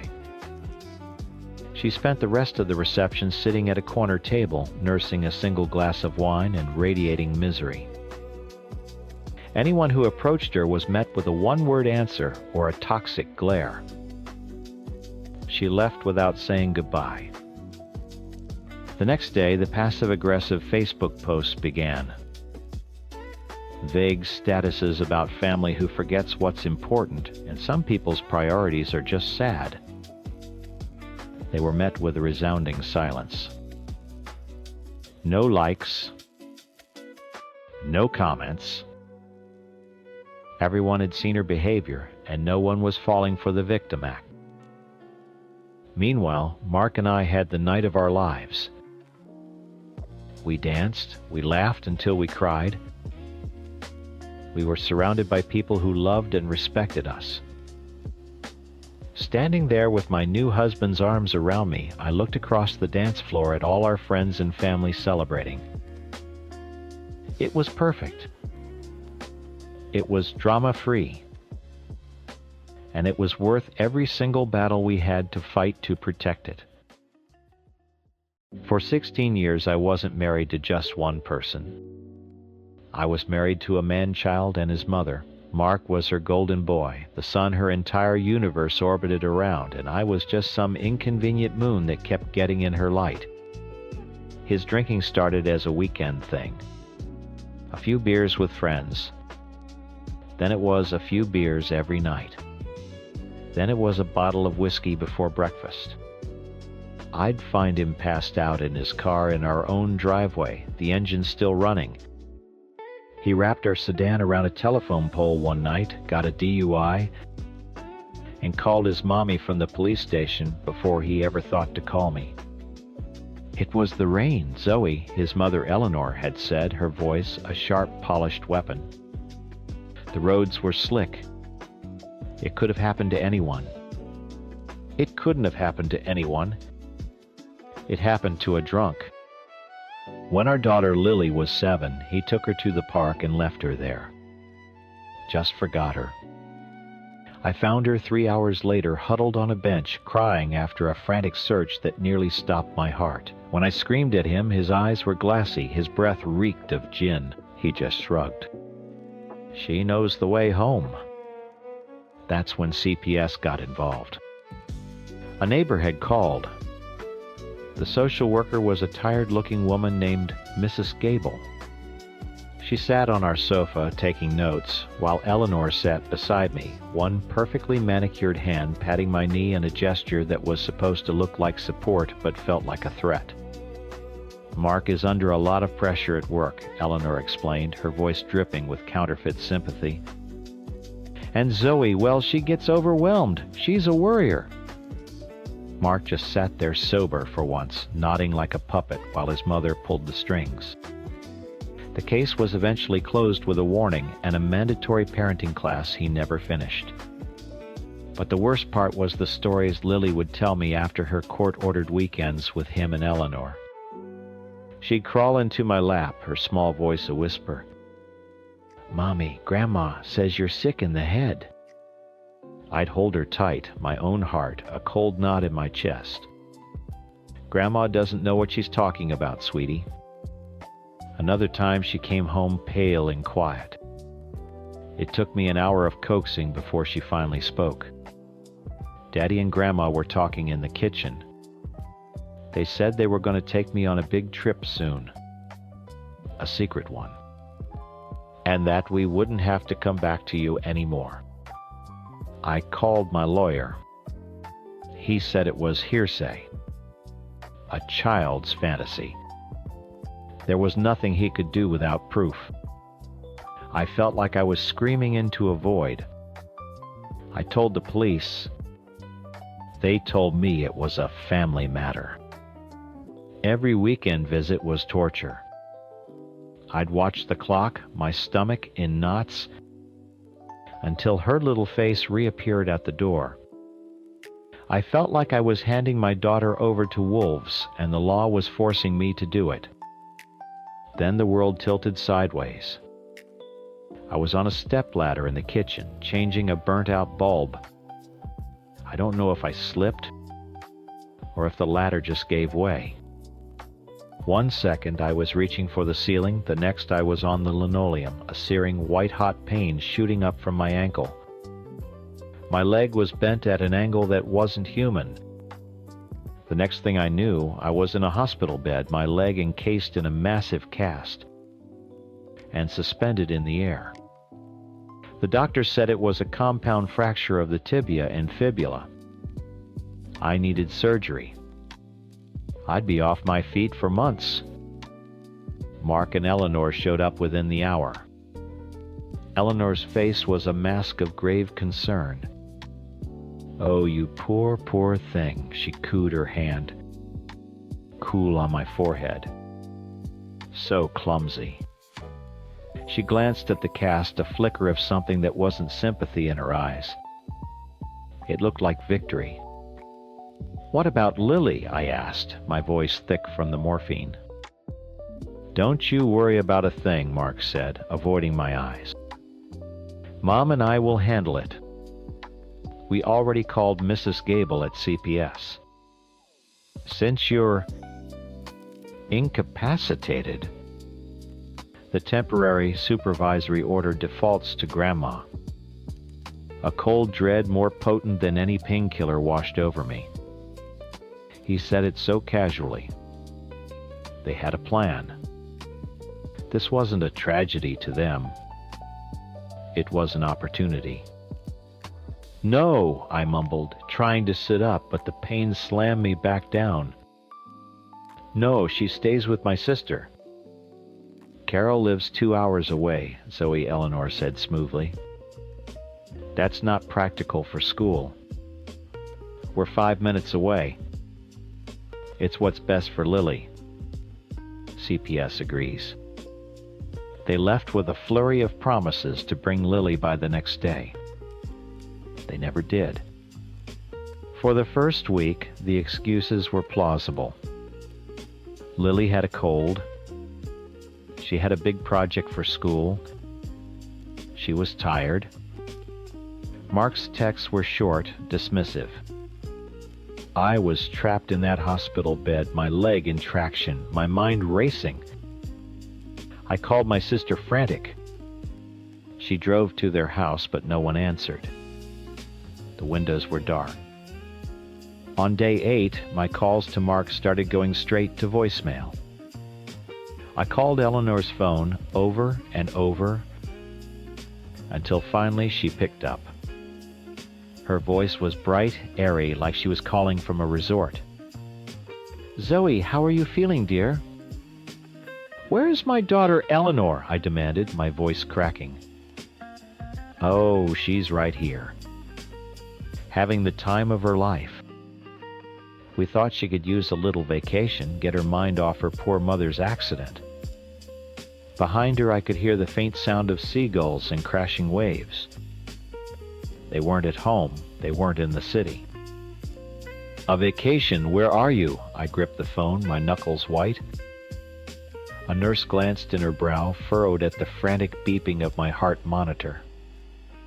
There was a pause on the line, and I could practically hear Eleanor's malicious smile.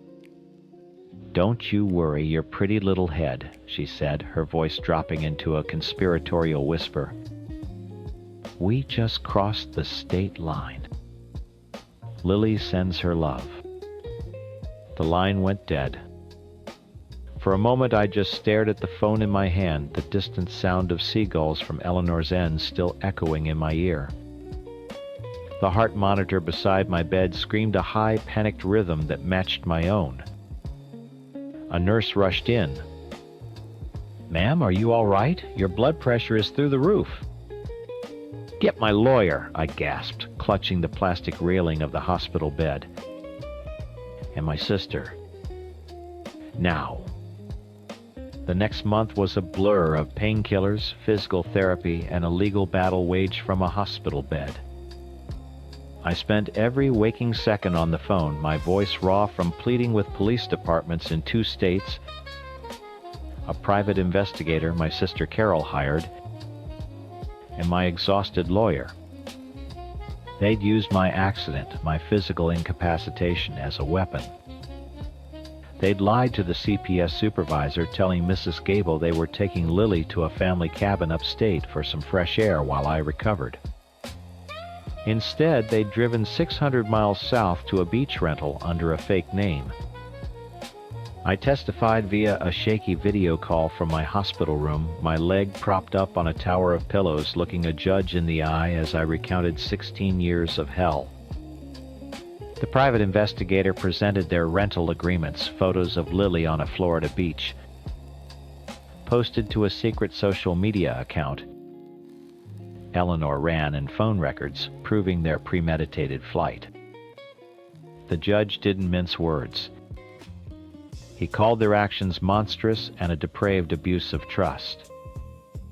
He issued an emergency order. They were forced to return Lily immediately. I was granted sole legal and physical custody and a 5-year family violence order against both Mark and Eleanor. The day Lily came home, I was waiting in a wheelchair on the front porch, my sister beside me. Lily scrambled out of the police car and ran into my arms, sobbing. She was thinner, tanner, and her eyes held a shadow that hadn't been there before. "Grandma said you didn't want me anymore," she whispered into my shoulder. "She said you gave me to her." Over my daughter's shaking shoulders, I watched Eleanor stand beside her lawyer, her expression not one of remorse, but of cold, reptilian fury. This wasn't over. This was an intermission. The FVO was just a piece of paper, and I knew it. The first thing I did was drive to Lily's school, my legs still in a walking cast, and meet with the principal. I gave her copies of the court order photos of Mark and Eleanor and explicit instructions no one but me or my sister Carol could ever pick Lily up. No exceptions. The principal, a stern woman with kind eyes, assured me they understood. A week later, my phone buzzed during a meeting. It was the school. "Mrs. Daniels, it's Principal Evans. Eleanor is here. She's demanding to take Lily for a dentist appointment she claims you forgot." My blood ran cold. "I'll be there in 5 minutes. Do not let her see Lily." I broke every speed limit getting there. I hobbled through the front doors to find Eleanor at the reception desk, arguing with the principal. She had a fake appointment card in her hand, her face a mask of sweet reason. "There must be a misunderstanding," Eleanor was saying, her voice oozing charm. "Poor Zoe has been so forgetful since her accident. It's on her calendar. I'm just trying to help." "There's no misunderstanding, Eleanor," I said, my voice hard as stone. She whirled around the smile, freezing on her face. "Zoe, I was just telling the lovely Principal Evans here." "I know what you were telling her. And you can tell the rest of your lies to the police." I pulled out my phone. "You are in direct violation of a court order. Get away from my daughter's school before I have you arrested for contempt." Her mask shattered. For the first time I saw the pure, undiluted venom she'd always hidden. Her eyes narrowed. "You will not keep my grandchild from me." "She's times, my times, daughter," I shot back. "And you are nothing to her. Leave." She stared at me for a long, hateful moment before turning on her heel and stalking out. The victory felt hollow. It was just a test, a probe of my defenses. The real proof, the kind I'd needed for years, came 2 weeks later. Mark had to drop off a box of Lily's things from his old room, a requirement of the custody order. He was late flustered. He practically threw the box at my door and sped off. It wasn't until later that I saw it slip down between a stack of books and a stuffed unicorn, his old phone. He must have dropped it in his haste. I almost threw it away. But some instinct made me plug it in. It took me an hour to guess his pathetic password, Lily's birthday. And then I saw it all. Years of it. Texts between him and Eleanor. Asterisk Eleanor, did you tell the CPS worker? Zoe has been drinking again, plant the seed. Asterisk. Asterisk. Mark. Mom, she doesn't drink. Asterisk. Asterisk. Eleanor. It doesn't matter if it's true, Mark. It only matters if they believe it. Asterisk. Asterisk. Eleanor. The lawyer said we need more documentation of her instability. Did you record her when she was yelling at you about forgetting Lily at the park? Asterisk. Asterisk. Mark, I tried. She just sounded like a pissed-off mom. Asterisk. Asterisk. Eleanor useless. I'll handle it. Asterisk. There were messages to his friends, his cousins, all painting me as a hysterical, unstable shrew. A long, orchestrated smear campaign designed to strip me of my credibility and my daughter.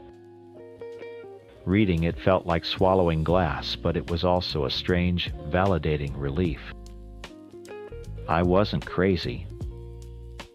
It was all real. The final straw came a month after the school incident. Mark called me. His tone was breezy, casual, as if nothing had happened. "Hey, Zoe.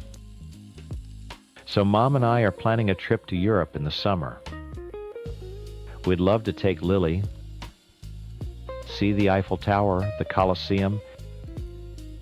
It'll be a great experience for her." I was silent, stunned by the sheer breathtaking audacity. "I know what the FVO says," he continued quickly, "but our lawyer said we can just file a motion to amend the order for the trip. A temporary change. It's no big deal." "No big deal." My voice was dangerously quiet. "You tried to kidnap my daughter. Your mother tried to take her from school last month. And you want me to let you take her to another continent? Are you insane?" He sighed, a long-suffering sound he'd perfected over the years. "Look, can you just try not to be so dramatic? I have your old phone, Mark." The silence on the other end was absolute. "I have the texts," I said, my voice shaking with fury. "All of them. The ones where you and your mother plot how to plant the seed with CPS. The ones where she tells you to record me. The smear campaign. I have all of it." He didn't deny it. He just let out a weak, pathetic laugh. "You were never good enough for us, Zoe. We never liked you. You were just the incubator." The word hung in the air, ugly and cold. "Mom deserves to have Lily," he said, his voice finally gaining some conviction. "She can give her a better life. She has the money. She has the means. We're her family. What are you? Nothing." That was it. The truth stripped of all pretense. It wasn't about my fitness as a mother. It was about power. About wealth. About an obsessive woman who believed she had the right to purchase my child like she'd purchase a yacht. I hung up. I now have sole custody. I have a restraining order. I have a phone full of evidence that would bury them in any court. But I don't feel safe. I feel like a survivor of a botched assassination attempt who knows the hitman is still out there. They failed once clumsily. They won't be clumsy next time. Every time a car I don't recognize parks on our street, my heart seizes. Every time Lily is 5 minutes late coming home, I start to panic. I won the battle, but they left me with a life sentence of fear, forever waiting for the other shoe to drop. And I know with a certainty that chills me to the bone that it will. The first year with Anna was easy. It was all brewery dates and stupid inside jokes and the kind of sex that makes you late for work. We were that couple. The one our friends secretly hated. We just fit. When she suggested we buy a house together, it felt like the most natural next step in the world. My credit was shot from a business I'd tried to start in my 20s, so the mortgage had to be in her name. "It's just a technicality, baby," she'd said, signing the papers with a flourish. "It's our Times house." The first box was barely unpacked when the cracks started to show. It started small. I'd left a cabinet door open. "What is wrong with you?" she snapped, slamming it shut so hard the frame rattled. "Were you raised in a barn?" I stared at her. "Anna, what the hell? It's a cabinet!" Her face twisted. "It's not just a cabinet, it's about respect. You have no respect for our things. For times, me asterisk." The argument spiraled. My voice got louder to match hers. Then came the words that would become her favorite weapon. "You know what? If you don't like it, you can get the fuck out of my house." The air went out of my lungs. Asterisk.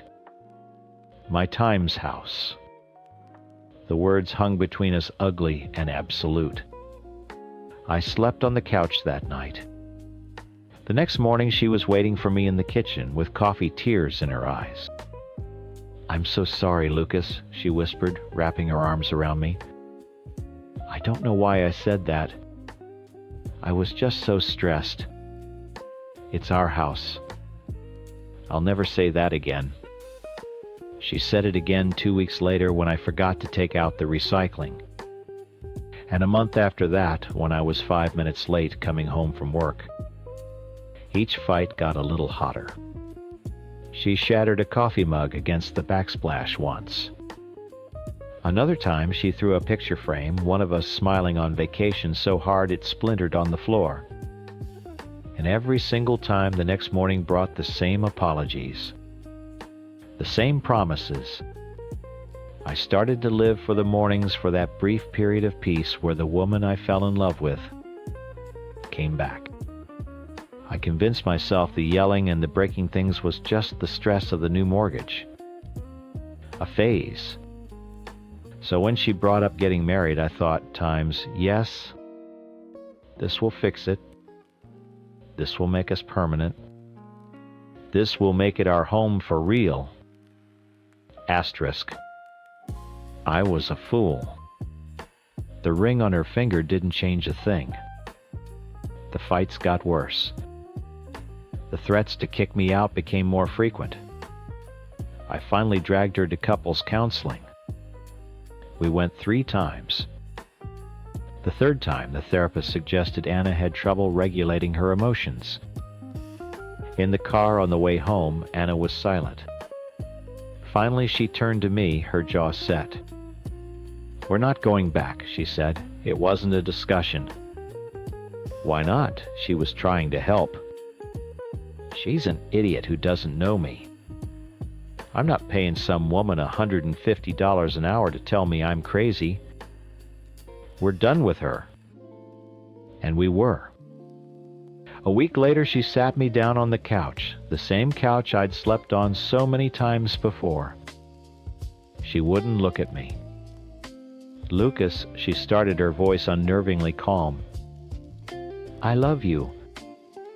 I just don't times like times you anymore." The words were a clean, cold slice.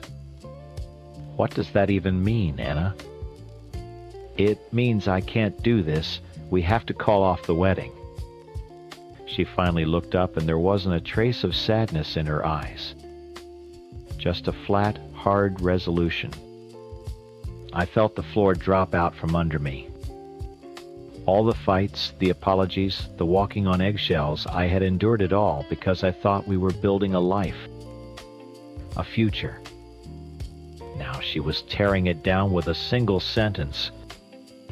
"So that's it, you're just giving up." "I'm not giving up," she said, her voice rising. Asterisk. You times gave up, you stopped trying, you made me this way. We lived like ghosts for the next month.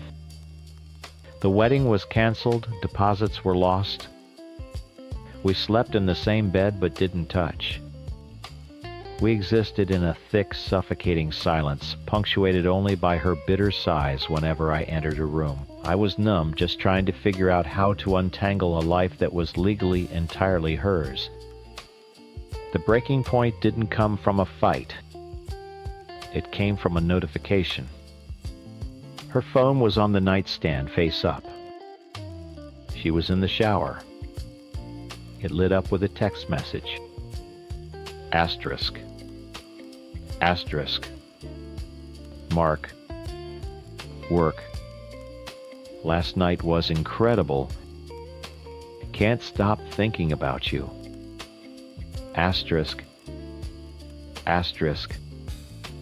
I read it once. Twice. A cold fire spread through my chest. Mark. The coworker she'd been staying late with, the one she swore was just a friend. All the late nights, the team dinners, the sudden obsession with her phone, it all snapped into focus. I didn't say anything. I waited until she came out of the bathroom, wrapped in a towel, humming. I just held up the phone. Her face went from confusion to panic to a cold, hard defiance in the space of 3 seconds. She didn't deny it. She didn't even try. She snatched the phone from my hand. You went through my phone. What is wrong with you? You cheated on me, Anna. She laughed. A short, ugly sound.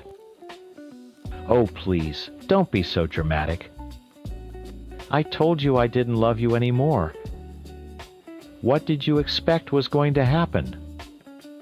She blamed me. She cheated and she was blaming me. That was it.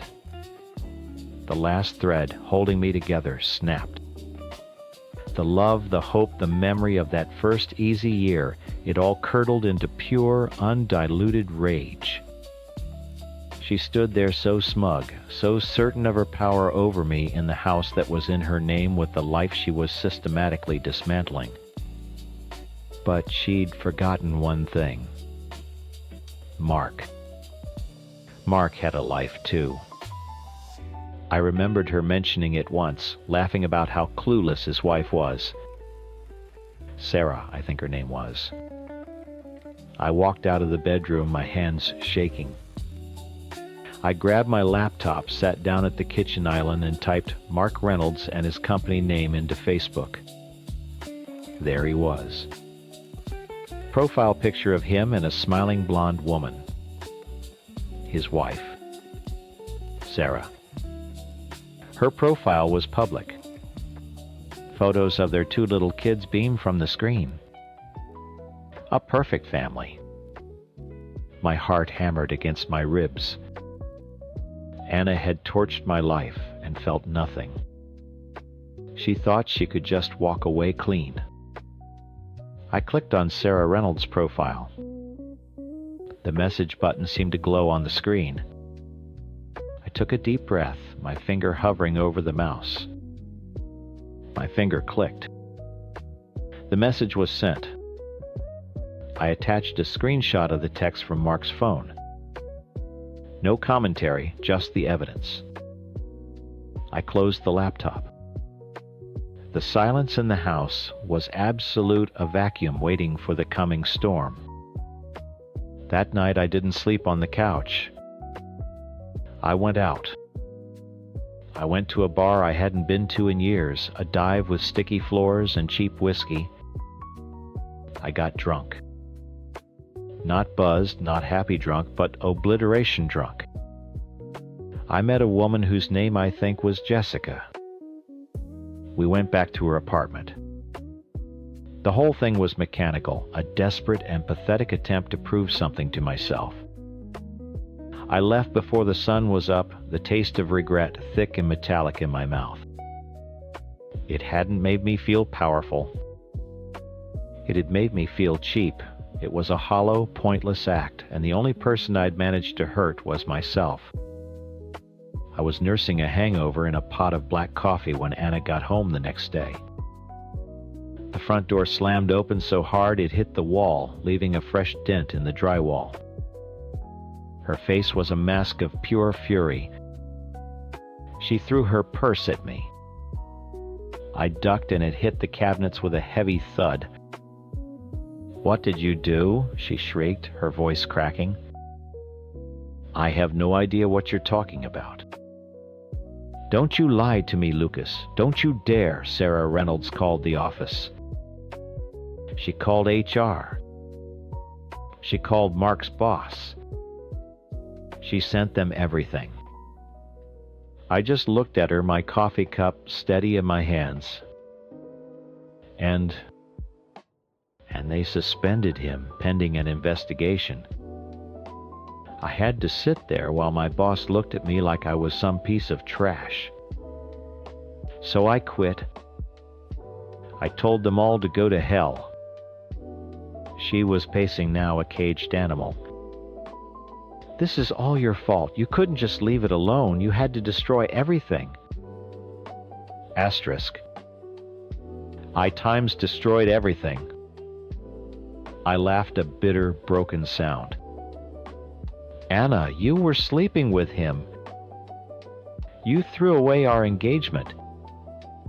You did this. I did it because of you, she screamed, pointing a trembling finger at me.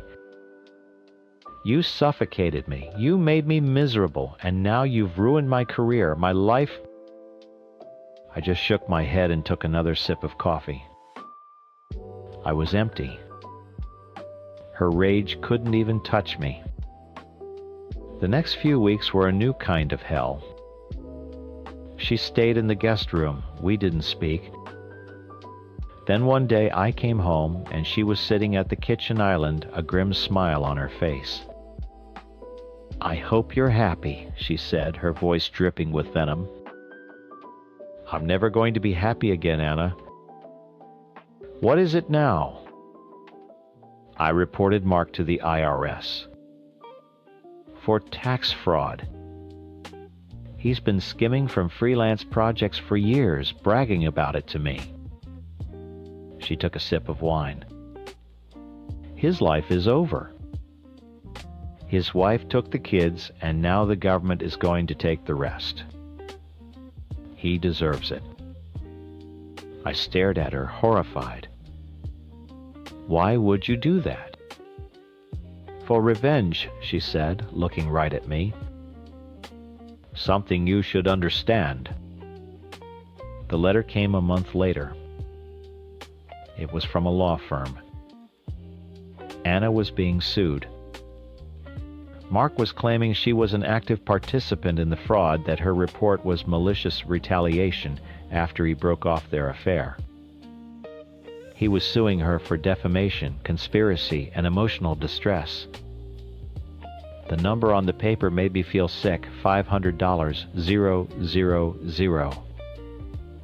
She slid it across the island to me. Look, she whispered, her voice finally breaking. Look what you've done. You ruined my life, my job, any chance we ever had of even being friends. I hope you're satisfied. She refused any more counseling. She refused to speak to me unless it was to blame me for the lawsuit for her unemployment for the goddamn weather. We lived in that house together for 2 more agonizing months, 2 ghosts haunting the memory of a life we'd once planned. The air was thick with hatred. Finally, my name was taken off the non-existent lease. I packed my things into cardboard boxes and I left the house that had never been mine. 6 months passed in a blur of cheap apartments and meaningless work. The lawyers handled everything. I didn't see her again until we met in a sterile conference room to sign the final papers. She was thinner. The fire in her eyes was gone, replaced by a hollowed-out sadness. She sat across from me, fiddling with the pen. Hey, she said softly. Anna. Our lawyers did the talking. We just sat there, the silence between us heavier than ever. My lawyer slid the papers in front of me. I uncapped my pen, my hand ready. This was it. The final cut. Lucas, wait, she said, her voice barely a whisper. I looked up. There were tears welling in her eyes. the same tears I'd seen 100 times after 100 fights. She started shaking her head. Seeing you here, it just feels so final. So wrong. My heart stuttered. The lawyer cleared his throat, but I didn't look away from her. Sometimes I think, she continued, a single tear tracing a path down her cheek, that maybe we just gave up too easily. Maybe if we had fought harder, I don't know. I just get so sad thinking about what we lost. There it was, the manipulation. So much quieter this time, but just as potent. It wasn't an apology. It wasn't an admission of fault. It was a poisoned dart of doubt designed to find its way into the cracks of my resolve. To make me wonder times what if asterisk. To make me share the burden of her destruction. My lawyer nudged the papers. Mr. Hayes. I looked at Anna's sad, beautiful, broken face. The woman I had loved. The woman who had systematically torn my world apart and then blamed me for the rubble. She wasn't offering a future. She was just trying to pull me back into her misery to make sure I was as unsettled as she was. I took a deep breath, the air tasting like stale regret. I signed my name. Each letter was a small act of violence, a final severing. I stood up and walked out of that room without looking back. I was legally free. But as the elevator doors closed, her words echoed in my head. Asterisk, maybe we gave up too easily. Asterisk, I knew it was a lie. I knew I had done the only thing I could. But the doubt was there a tiny, toxic seed she had planted right at the finish line. I wasn't in hell anymore, but this wasn't freedom. It was just purgatory. The first thing the nurse said was, "Oh, look at all that hair." I was exhausted, floating in that weird, surreal space between agony and euphoria. Liam, my husband, was right by my side, his hand gripping mine. He leaned over his blonde hair, falling into his eyes, and looked at our son for the first time. "He's perfect, Danny," he whispered, his voice thick. And he was. 10 fingers, 10 toes, and a full, shocking head of dark, almost black hair. I didn't think anything of it. I have red hair. Liam is blonde. Genetics are a lottery. I just saw my baby. My son. Our son. But Liam's smile faltered. He stared at the baby, then back at me. His blue eyes, usually so warm, turned to chips of ice. What I asked, my own smile fading. He pulled his hand away. "Whose is he?" The words didn't register. The nurse was busy with the baby, the doctor was finishing up, the room was a blur of medical efficiency. "What are you talking about, Liam?" "The hair, Danielle," he said, his voice low and sharp. "Look at it. It's black. We're a redhead and a blonde. Do you think I'm an idiot?" My heart stopped. The post-birth high vanished, replaced by a cold, creeping dread. "It's called recessive genes, you moron. My grandmother had black hair." "I've never met your grandmother," he hissed. The head nurse looked over, her brow furrowed. "Liam, stop it. You're making a scene." "No, I want to know who you were screwing." His voice was rising now, cracking with a wild accusatory rage I'd never heard before. "I work 60 hours a week to give you this life, and you go and—" "Sir," the nurse said, stepping between us, You need to calm down or I'm going to have to ask you to leave." "I'm not going anywhere until she tells me the truth," he roared. That was it. 2 security guards were there in an instant, flanking him. He was still yelling as they escorted him out, his face purple with rage. "It's not mine! That baby is not mine!" The door swung shut, leaving me in a sterile, silent room with my newborn son, whose dark hair was matted with the residue of his own birth. And I just started to cry. The next month was a special kind of hell reserved for women in bad Lifetime movies. The story, Liam's version of it, spread like a virus. His family showed up at the hospital, his mother Carol refusing to even look at me, let alone hold her new grandson, Leo. She just stood in the doorway and whispered to my own mother, "We'll be praying for her soul." When I got home, the house was empty. Liam was staying with his parents. The nursery we'd painted together, a soft yellow with puffy white clouds, felt like a mausoleum. Friends from church dropped off casseroles with notes that said things like, "God's grace is sufficient in all trials," which was church speak. "For you're a dirty harlot, but here's some tuna noodle." I was ostracized. People I'd known my whole life would see me in the grocery store and immediately get fascinated by a can of creamed corn in the next aisle. The prayer circle I used to be a part of sent me a group text saying they were praying for Liam's strength and my repentance. I was drowning. Sleep-deprived, hormonal, and utterly alone, trying to keep a tiny human alive while my entire world branded a scarlet A on my chest.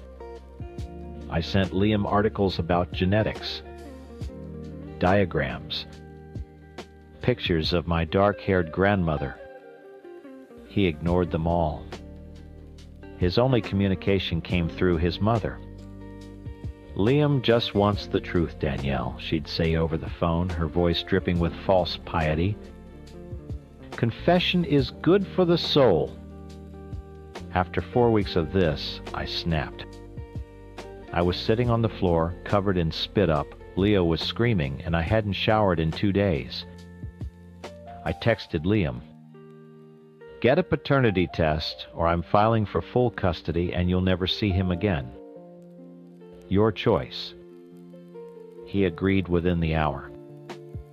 The trip to the lab was the most excruciatingly silent car ride of my life. He refused to look at me. He glanced at Leo in his car seat with an expression of pure disgust. The nurse who took our swabs was overly cheerful, and I wanted to punch her. The week we waited for the results was even worse. The silence was heavier, loaded with the weight of what was to come. Then the email arrived. I opened it with a trembling hand. Probability of paternity, 99.999%. I didn't cry. I didn't feel relief. I just felt a profound, hollow emptiness. I forwarded the email to Liam, to his mother, his father, and our pastor. The subject line was, "Just a period." The switch flipped so fast it gave me whiplash. First, a text from Liam. "Oh." Then 5 minutes later, my phone rang. It was Carol. "Danielle, honey, she cooed like the past month never happened. Liam is just devastated. He feels so awful. You know how he gets. He was just in shock. He loves you so, so much." I hung up on her. Then Liam called. I let it go to voicemail. "Danny, baby, please pick up. I'm so sorry. I am the biggest idiot in the world. I was scared. I wasn't thinking. I love you. I love our son. Please just let me come home. We can fix this." His apology was all about him.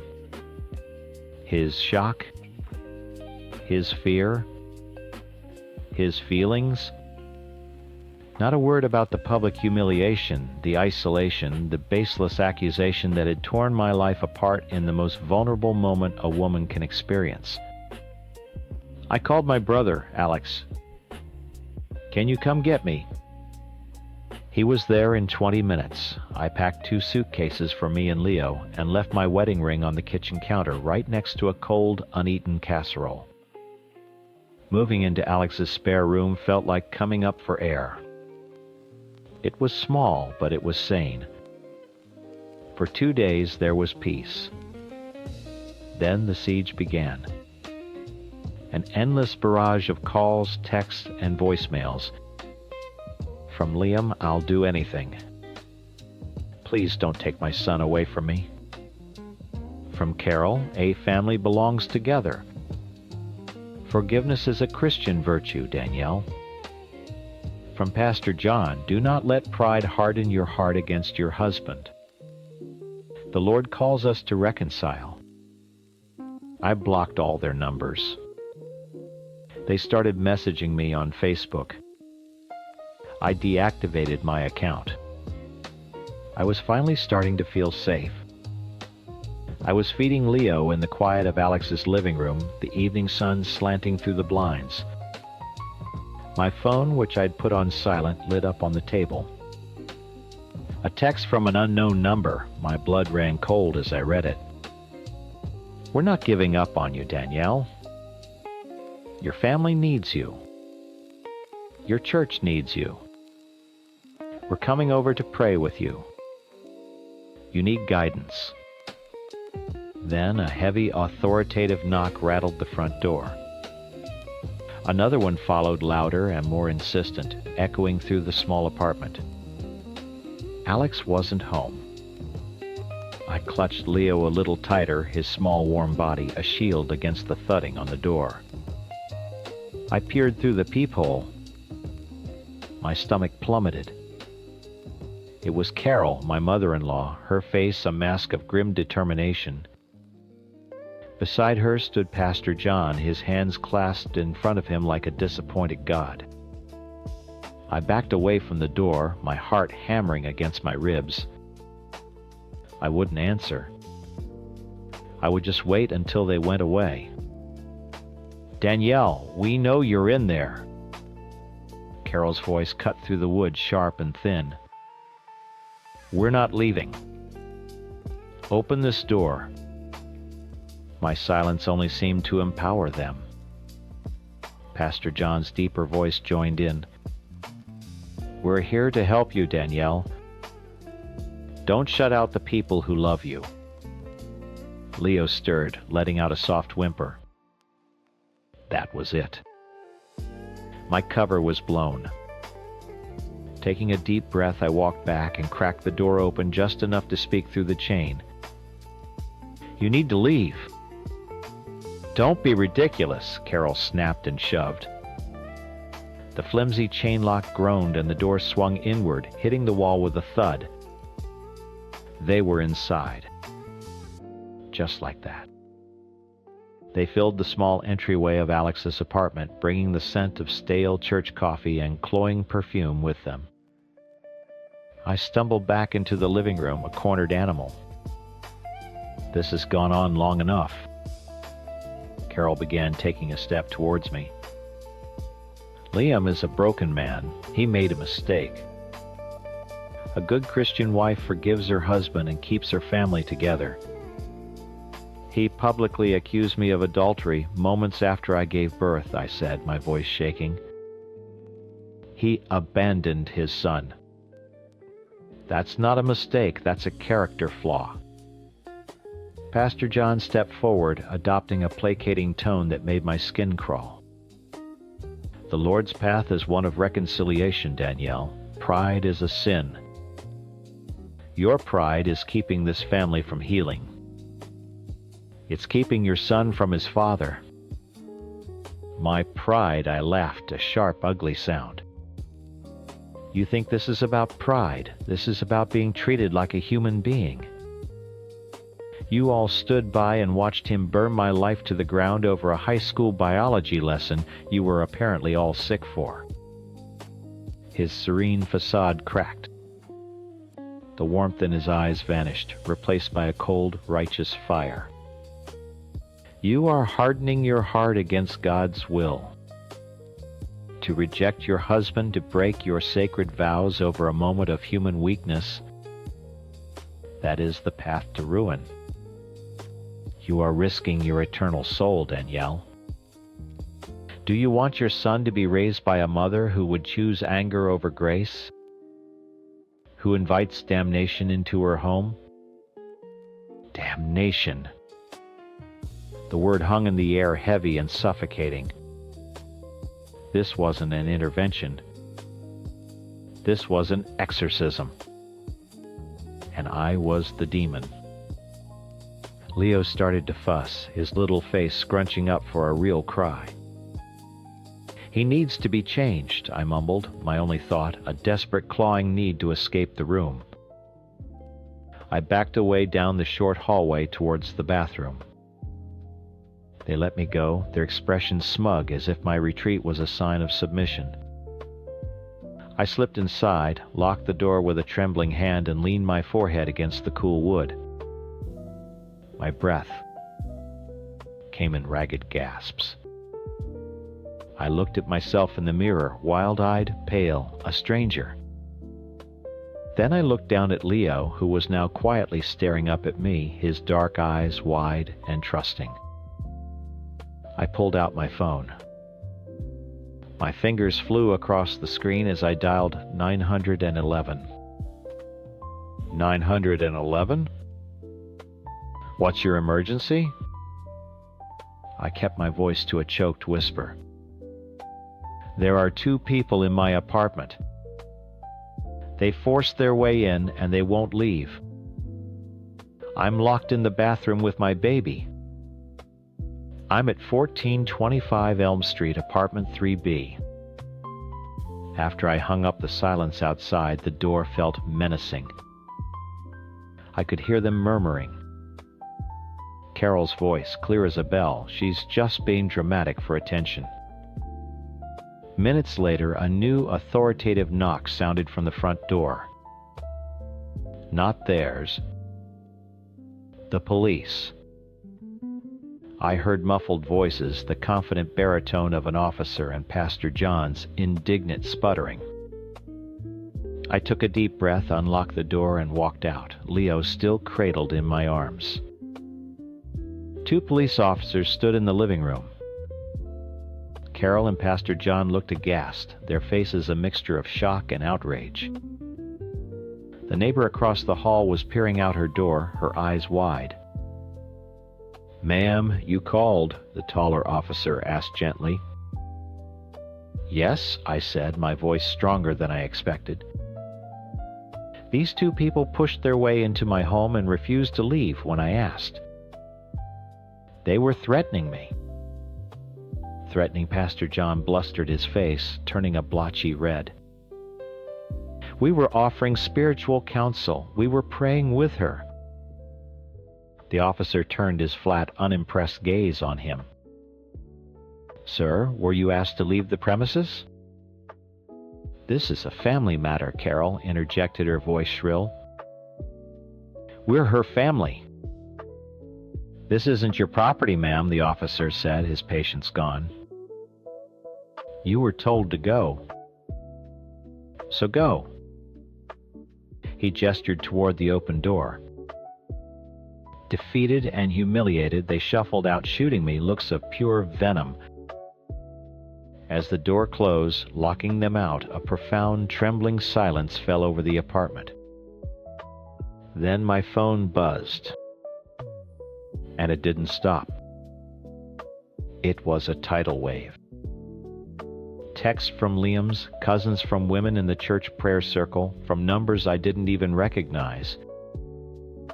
Alex's iPad, which was logged into my Facebook, lit up with message notifications. It was an assault. "I heard you called the police on Pastor John. Have you completely lost your mind?" You need to call Carol and apologize. You embarrassed her for no reason. Liam made one mistake in a moment of shock, and you call the cops on his mother. You are the problem here, Danielle. You're the idiot who went nuclear. The narrative had been twisted in a matter of minutes. I was no longer the wronged wife. I was the unhinged, unforgiving shrew who called the authorities on a pastor and her loving mother-in-law during a wellness check. The sheer weight of it was crushing. My confidence shattered. Did I go too far? Was there another way? The doubt was a poison seeping into the cracks of my resolve. I sank onto the couch, the phone still vibrating manically on the cushion beside me. It buzzed with a new text message. Liam's name flashed on the screen. You called the cops on my mother? What the hell is wrong with you? My stepmom, Ariel, is the human equivalent of a glitter bomb. She looks fun from a distance, but the moment she's in your life, she gets everywhere and is impossible to get rid of. She's only 12 years older than me, a fact she loves to remind everyone of, usually while wearing something I would have been sent home from school for. We're more like sisters, right, Isla? She'd say, winking at my dad. I'm 16. She's 28. We are not sisters. Her immaturity was almost charming at first. Then it curdled. She had this way of making little jokes that weren't jokes at all. When my best friend Maya came over, Ariel called her spicy because her family is from Colombia. When I mentioned I aced my history final, she said, "Wow, good for you. I was never a nerd like that." Everything was a backhanded compliment or a thinly veiled insult wrapped in a bubblegum-scented giggle. But the real problem, the one that made my skin crawl, was my diary. It's a plain black moleskin, the kind with the elastic band. It's the one place I can be completely brutally honest. It's my pressure release valve. And Ariel was reading it. I first knew for sure about a month ago. I'd written about how anxious I was to ask Liam Jensen to the winter formal. I detailed my whole ridiculous, mortifying plan to casually leave a note in his locker. The next day, Ariel was making a smoothie and said completely out of the blue, "You know, you should just be direct with boys. All that locker note stuff is so junior high. Just ask him. What's the worst that can happen?" My blood went cold. I'd never spoken a word of that plan to anyone. I just stared at her, the blender whirring. She smiled oblivious. Just some big sister advice. That night I confronted her. I found her in the living room, scrolling through Instagram, her acrylic nails tapping on the screen. "Did you go in my room today, Ariel?" She didn't look up. "Nope. Been super busy." Tap. "You read my diary." It wasn't a question. Her head snapped up, her perfectly glossed lips forming a little O of fake surprise. "What, Isla? Why would you even say that I would never invade your privacy? Don't lie to me. You mentioned the locker note. I never told you about that." She actually laughed. A high tinkling sound that grated on my nerves. "Oh, sweetie, you probably told me and forgot. You're always talking about that boy." It was so infuriatingly dismissive. I turned and went straight to my dad. He was in his home office staring at a spreadsheet. "Dad, Ariel is reading my diary." He sighed, pinching the bridge of his nose without taking his eyes off the screen. "Isla, we've talked about this. You need to give her a chance." "This has nothing to do with giving her a chance. This is about my privacy." She knew something I only wrote down in my diary. She's lying to my face about it. Ariel wouldn't do that, he said, his voice flat. She's trying so hard to connect with you. Maybe you mentioned it and don't remember. You've been under a lot of stress lately. And there it was. The gaslighting. It was my fault. I was stressed. I was forgetful. I was the problem. Ariel, the victim, was just trying times so hard, asterisk. So, you're not going to do anything, I asked, my voice shaking. There's nothing to do, he said, finally looking at me. Stop trying to start fights with her, Isla. I'm tired of it. I felt like I'd been slapped. I went back to my room, my sanctuary that now felt like a stage, and took the diary from my nightstand. Fine. If they wouldn't respect my privacy, I'd force them to. My first hiding spot was classic under the mattress. It lasted 2 days. I knew she'd found it because I came home and my bed, which I never make, was made perfectly. It was a taunt. Next, I got creative. I had an old thick copy of Time's Moby Dick Times that I'd hollowed out for a school project years ago. I tucked the diary inside, placed it back on the shelf between 2 other boring-looking classics, and felt a flicker of triumph. There was no way. The next afternoon, Ariel was telling my dad a story over dinner. And it was just so boring I felt like I was chasing a white whale or something. She glanced at me and smirked. My fork clattered onto my plate. She'd found it. She'd read it. And now she was mocking me in code right in front of my dad, who just chuckled at her clever metaphor, completely oblivious. I felt helpless. Trapped. I was a prisoner in my own home, and the warden was a woman who used Snapchat filters in her work headshots. My dad, my own father, was her willing deputy, convinced I was the troublemaker. Reason didn't work. Pleading didn't work. Hiding things didn't work. My words meant nothing to them. If they wouldn't listen to my words, maybe they'd listen to hers. An idea started to form in my mind. A nasty, brilliant, terrible idea. If the diary was a stage, I would write the script. I would give Ariel the drama she was so desperate to find.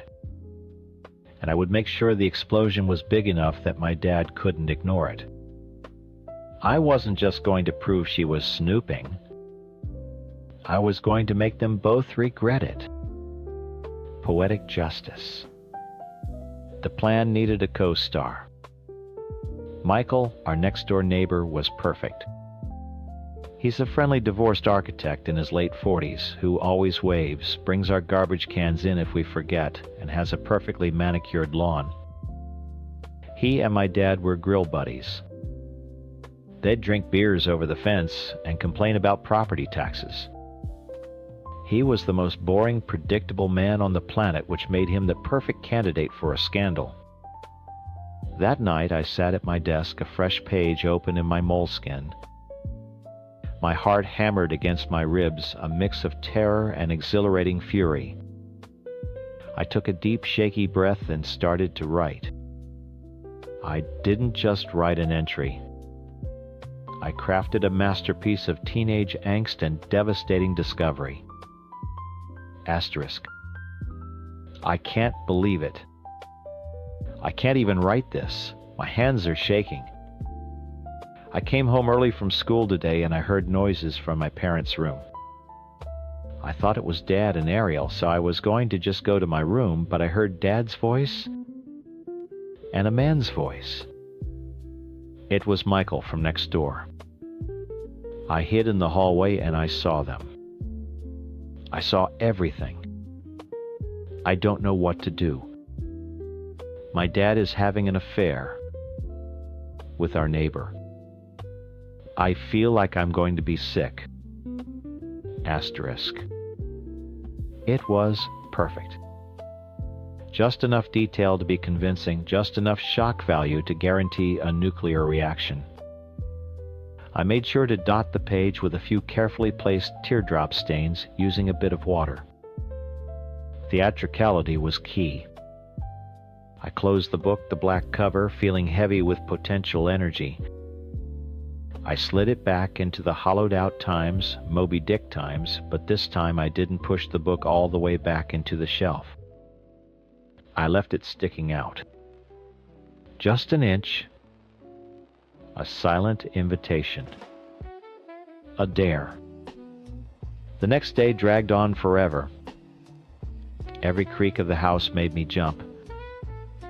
Finally, after school, I was in my room pretending to do homework, my door cracked just enough to see the hallway. My ears were straining, listening. Then I heard it. The soft padding of footsteps on the runner. They stopped right outside my door. Silence. I held my breath. A floorboard outside my room gave a familiar telltale groan. She was here. She was taking the bait. The book scraped against the shelf. A soft thud as it was pulled free. I heard the elastic band snap back. The rustle of a page turning. Then another. Then a sharp, choked intake of breath. It was silent for a full 10 seconds. It was the loudest silence I had ever heard. The footsteps outside my door didn't pad away. They pounded. They thundered down the stairs like an elephant in stilettos. Gary. Ariel's shriek ripped through the quiet of the house. It wasn't her usual pouty whine. It was a raw, guttural sound of pure rage. I scrambled from my desk to my window, which overlooked the front lawn and conveniently Michael's driveway. The show was about to begin. My dad's muffled voice floated up from his office. "Ariel, what's wrong? I'm on a call." "Get out here, Gary, now." I saw him emerge onto the front porch, his cell phone still pressed to his ear, a look of weary annoyance on his face. "I'll have to call you back," he mumbled into the phone before pocketing it. "What is all this screaming about?" Ariel burst out the front door, her face a blotchy, tear-streaked mess. She was clutching my diary to her chest like it was a holy relic. The black moleskin. Exhibit A. "Don't you play dumb with me," she wailed, pointing a trembling acrylic-nailed finger at him. "You pig, you disgusting pig." My dad's face went from annoyed to utterly baffled. "What are you talking about? Are you drunk?" "I'm talking about him," she screamed, pivoting and stabbing her finger towards Michael's house. Michael, bless his punctual, boring heart, was just getting out of his car, holding a bag of groceries. He gave a friendly little wave. Ariel saw the wave, and it was like gasoline on a bonfire. "You!" she shrieked, launching herself off the porch and stomping across our lawn, leaving divots in the grass with her heels. "You, home wrecker!" Michael froze his kale sticking out of the paper bag. Neighbors who had been watering plants or getting their mail suddenly found reasons to linger outside. Mrs. Henderson from 2 doors down practically had her binoculars out. "Ariel, for God's sake, get back here," my dad hissed. Jogging after her, his face turning a deep, horrified crimson. "I know what you've been doing," Ariel screamed at a bewildered Michael. "In my house, in my bed, with my husband." Michael just stared, his mouth hanging open. He looked from Ariel's contorted face to my dad's panicked one. "Gary, what is she talking about?" "She's having..." I don't know, some kind of episode, Dad said, grabbing Ariel's arm. She shook him off with surprising strength. Don't you touch me! Isla saw you! She saw everything! Ariel shrieked, finally brandishing the diary like a weapon. It's all in here! She wrote it all down. And there it was. The checkmate. My dad's eyes flickered from the diary in her hand to her apoplectic face, then up towards my bedroom window. Our eyes met. In that single sickening moment, he understood. The confusion on his face dissolved, replaced by a cold, hard fury I had never seen before. He knew. He knew exactly what had happened. He wasn't mad at Ariel for the accusation. He was mad at me for the proof. The dam of his denial had just been blown to smithereens, and I was holding the dynamite. He turned back to Ariel, his voice dangerously low. Ariel, give me the book. So you can destroy the evidence, she sobbed. Give it to me and get inside the house, now. The scene de-escalated quickly after that.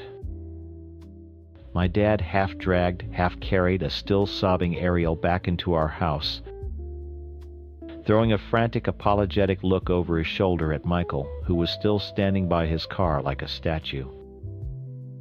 The neighborhood audience slowly, reluctantly dispersed. The show was over. The fallout was about to begin. I sat on my bed, my heart hammering, and waited. 10 minutes later, my dad opened my door. He didn't knock. He was holding my diary, his knuckles white. How could you? He asked, his voice shaking with a rage that was far more terrifying than Ariel's hysterics. I didn't flinch. I looked him straight in the eye. I told you she was reading it. This isn't about her reading it, this is about you. Humiliating this family in front of the entire neighborhood. You concocted an insane, disgusting lie. And she believed it. I cut him off. She believed it instantly and ran with it because she found it in my private diary.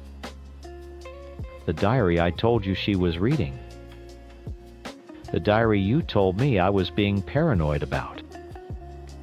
The diary you told me to stop starting fights over. Do you believe me now, Dad? He had no answer. He just stood there, the open diary in his hand, the truth of the situation warring with his fury at me. He had been proven wrong utterly and completely. He had chosen to believe his new wife over his own daughter, and she had just rewarded his trust by accusing him of having a gay affair on the front lawn for everyone to see. You're grounded, he finally choked out the words, sounding lame even to him. For a month. No phone. Fine, I said. It was worth it. The next 24 hours were a blur of angry phone calls. My dad's sister, my Aunt Carol, called to tell me I was a malicious, destructive little brat who owed Ariel and my father a massive apology. My paternal grandparents left a voicemail saying they were deeply disappointed in my behavior. To them, the issue wasn't the invasion of privacy. It was the public shame. The fact that I had exposed the ugly truth was far worse than the ugly truth itself. But then my mom called. I picked up the landline in the kitchen, my dad glaring at me from the living room. I heard there was some drama, she said, and I could hear the smile in her voice. I told her everything. The whole story from the locker note comment to the Moby Dick taunt to the final explosive entry. When I was done, there was a pause on the other end of the line. Then she burst out laughing. It was a full, deep laugh of pure delight. "Oh, honey," she said, catching her breath. "That's my girl. A little scorched earth maybe, but absolutely brilliant. He never listened to you about her, did he?" "Never," I said, a wave of relief washing over me. "Well, maybe he'll listen now," she said. "He made his choice, Isla. He chose to protect her feelings over your privacy. You just handed him the bill for that choice. I'm proud of you." Hanging up, I felt a strange sense of calm.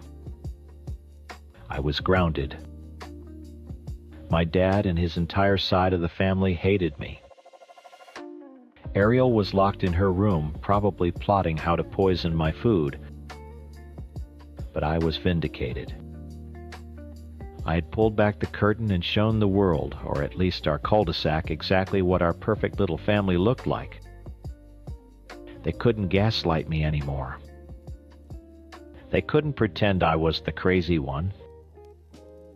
I had the proof written in teardrop-stained ink and screamed across 2 front lawns. I walked past my dad and went up to my room. He didn't say a word. For the first time in a long time, I felt like I could finally breathe in my own house. The glitter bomb had detonated, and I was the only one left standing. The house on Elm Street was Sarah's idea. A small 2-bedroom brick thing with a decent yard and a leaky faucet. She swore we could fix ourselves. We bought it the year our son Leo turned 10. It was an investment, she said, a foothold for his future. "Imagine him," she'd said, standing in the empty living room, her voice echoing slightly, "bringing someone home here, starting his own life. It'll be his." It was Times Our Times plan. A promise sealed over cheap pizza on the dusty hardwood floor. Then Sarah got sick. The plan, the promise, the future, it all got packed away with her things. For a few years, the house on Elm Street was just a line item on a bank statement, a rental property managed by a company I never spoke to. It was a ghost. Then I met Anna. She wasn't a ghost. She was vibrant, pragmatic, a financial advisor who organized our lives into spreadsheets. She pulled me out of the gray fog I'd been living in. We got married. We bought a bigger house, a Times Our Times house. The house on Elm Street remained a quiet, unresolved chord in the background of our new life. The first real fight came on a Tuesday. Anna was scrolling through real estate listings, a glass of wine in her hand. "The market is insane right now, Holden," she said, not looking up from her screen. "We could get 400, maybe 450 for the Elm Street place. Cash offer, probably." I felt my jaw tighten. "We're not selling it." She finally looked at me, a little crease between her brows. "Why not? It's an asset.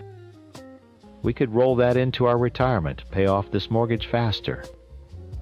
"It's for Leo," I said, the words tasting like old dust. "Sarah and we bought it for him." Anna sighed. It was a controlled patient sound she used with difficult clients. That was then. I understand the sentiment, I really do. But we have a future to build together. That money could do so much for Times Us asterisk. It's not about the money. It's a promise, I said. The conversation was over. For that night, anyway. But it wasn't over. It became a low hum of resentment. Every time a repair bill came for the rental, she'd mention how much we could save by selling. Every time we planned a vacation, she'd eye the budget and say, "If only we had a little more liquidity." She saw a number. An asset. I saw the last piece of a promise I made to my dead wife for our only son. The fear that she'd somehow wear me down, that her relentless logic would chip away at my resolve, got the better of me. I went to a lawyer. A week later, a thick envelope came in the mail. Anna got to it before I did. I walked into the kitchen to find her standing at the counter, a single sheet of paper trembling in her hand. Her face was pale. "What the hell is this, Holden?" I didn't have to look. I knew. "It's a quitclaim deed." "I can read," she snapped. "You put Leo's name on the deed. You gave him half the house." I put his name on it with mine. Joint tenancy. It protects his inheritance. It's his Anna. It was always going to be his. Her voice dropped to a low, dangerous whisper. It was our time's asset. It was part of this family's net worth. You just gave away over $200,000 of our money without even having the decency to speak to me about it. It wasn't our money, it was mine and Sarah's. The words were out before I could stop them. They hung in the air, ugly and sharp. The color drained completely from her face. She didn't say another word. She just folded the paper, placed it on the counter, and walked out. That was the real beginning of the Cold War. The house on Elm Street was a forbidden topic, a landmine in the middle of our living room we both learned to step around. She never mentioned selling it again, and I never mentioned the promise. We just coexisted the silence on that one topic, growing heavier each year. Then last spring, Leo brought Chloe over for dinner. He had that goofy, terrified look on his face that a man only gets when he's about to make the biggest decision of his life. A month later, he showed us the ring. They were getting married. A week ago, he called me. "Dad, can we talk? Just you and me?" We met for a beer. He looked nervous, clutching his glass like it was a life raft. He was 26, a good man with a good job, but he had that kid in the principal's office look. So Chloe and I have been talking. He started tracing a wet circle on the table. We're trying to save up, but with the wedding, well, you know how it is. Rent is a killer. I just nodded, waiting. "The house," he said finally, looking me in the eye. "The one on Elm Street. I know the plan was always for it to be mine someday. But I don't want a handout. We want to do this the right way." He slid a folded piece of paper across the table. It was a proposal. He and Chloe wanted to move in. They'd pay us a fair market, rent a little under what the current tenants were paying so they could still save. And his 5-year plan was to buy out my half of the equity. It was responsible. It was smart. It was everything a father could want to see from his son. It was even a plan Anna couldn't possibly argue with. We'd still get the income, and the asset would eventually be liquidated. It was the perfect compromise. I looked at my son. I saw his mother's eyes, the same earnest hope she had when we first stood in that empty house. I saw her dream right there in front of me, about to be turned into a business transaction. A 5-year plan, a rental agreement. And I just couldn't do it. "No," I said. Leo's face fell. "Oh, okay. I mean, if it's a bad time..." "No, son, that's not what I mean."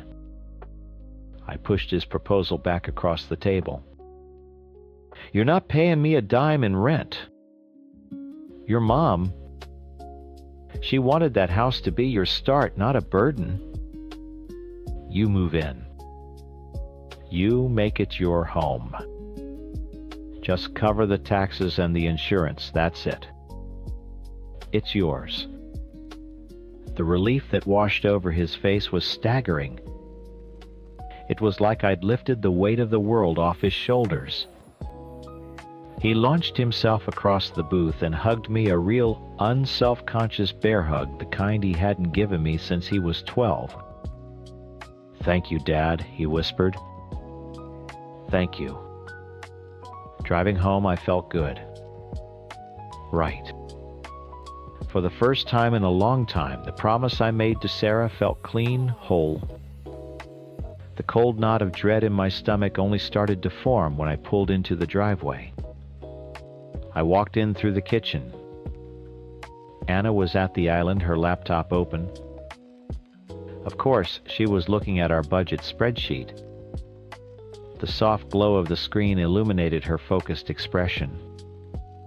She didn't look up when I came in. "Hey," she said, her fingers still tapping on the keyboard. "I talked to Leo. He told me the news. That's great." Her voice was flat, all business. "I'm just updating the budget now. The current tenants are out at the end of the month, so we'll only lose a few weeks' income. Starting in June. What did you two agree on? $2,000 a month?" I leaned against the counter, the good feeling from seeing my son so happy evaporating under the fluorescent kitchen lights. "He's not paying rent, Anna." She stopped typing. The only sound was the hum of the refrigerator. She didn't look at me, just stared at the glowing numbers on her screen. "I'm sorry," she said, her voice dangerously calm. "I must have misheard you. It sounded like you said you just threw away $24,000 a year." "It's not throwing it away. It's giving my son a start. The start his mother and I always planned for him." She finally turned her face a mask of disbelief. "His mother is dead, Holden. She is dead, and I am your wife. And you just made a massive financial decision for times our times family, for times our times budget without me." The disbelief cracked, and pure hot anger poured through. "Are you a massive idiot?" "It's not your money to decide what to do with," I shot back, my own anger flaring. "It's from a house Sarah and I bought." "Oh, here we go." She threw her hands up, a bitter, humorless laugh escaping her lips. "The shrine to Saint Sarah. The house is a marital asset, Holden. When you married me, your assets became our assets. That's how partnership works. The income from that house pays for this one. It pays for our car insurance. It was earmarked for the new roof we need next year. What you just did wasn't a gift. It was theft. You stole from our future. That's ridiculous." "Is it?" Her voice lowered, taking on a sharp clinical edge. The financial advisor was back, but this time her analysis was aimed at me. Unilaterally making major financial decisions that negatively impact your spouse. Withholding shared income streams without discussion or consent. Prioritizing a past family over your current one. Do you know what that's called, Holden? It has a name. It's financial abuse. The words hit me like a physical blow. Abuse? Are you insane? I gave my son a gift. You took from me. From us. To give to him, he had a plan, a good plan. He was going to pay us rent. And you, in your infinite sentimental wisdom, decided to play the hero on my dime. I felt the floor drop out from under me. I had to fix this, find a logical way out. "Okay, look," I said, trying to keep my voice steady. "You're right. I'm sorry. I should have talked to you first. But the decision is made. So let's solve the money problem. This house is too big for us anyway. We could sell it downsized. Buy something smaller and have enough left over to buy a condo to rent out. We'd replace the income. Maybe even increase it. I thought it was a good solution. A practical one. An olive branch. Anna just stared at me. The anger on her face curdled into something else, something colder, and full of contempt. "You selfish idiot," she said, each word a perfectly enunciated drop of venom. "You think this is about the money now. You think you can just replace it with another asset on your little ledger. You made a promise to me when we got married. And you just proved that promise means less than one you made to a ghost?" She closed her laptop with a soft final click. She walked past me, not even a brush of her arm against mine, and went upstairs. I heard our bedroom door shut. Not slammed. Shut. The next morning, she was gone before I woke up. A single coffee mug was in the sink. The silence in the house was a living thing. It was heavier than shouting, deeper than tears. It was the sound of a foundation cracking. For 3 days we were ghosts to each other. We moved through the same space, but never at the same time.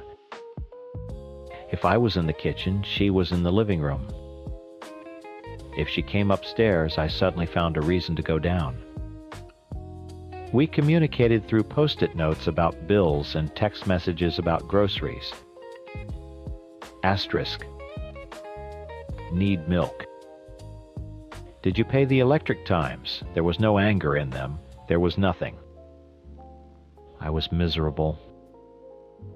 Every time I thought of Leo's joyful face, the feeling was immediately soured by the image of Anna's contempt. Had I been a selfish idiot, I didn't feel like one. I felt like a father. But my wife looked at me like I was a stranger, a hostile business partner who'd just staged a corporate raid. On the 4th day, I came home from work, determined to break the silence, to apologize again, to beg if I had to. The house was quiet. I found her in the home office, the room she'd claimed as her own, filled with financial textbooks and framed diplomas. She was on her laptop, a glass of wine on the desk beside her. She didn't look up. "Anna, we have to talk," I said, standing in the doorway. She held up a single finger, her eyes still on the screen. "One moment. I'm just finishing something." I waited. The silence stretched. Finally, she took a slow sip of her wine, turned and looked at me. Her expression was neutral, eerily calm. "Okay," she said. "I'm finished." My phone buzzed in my pocket. I glanced down. It was an email notification. An alert from our joint savings account. Asterisk. A transfer in the amount of $87,451.32 has been successfully completed. Asterisk. My blood ran cold. I looked from my phone to her face. She didn't flinch. "What did you do?" I whispered.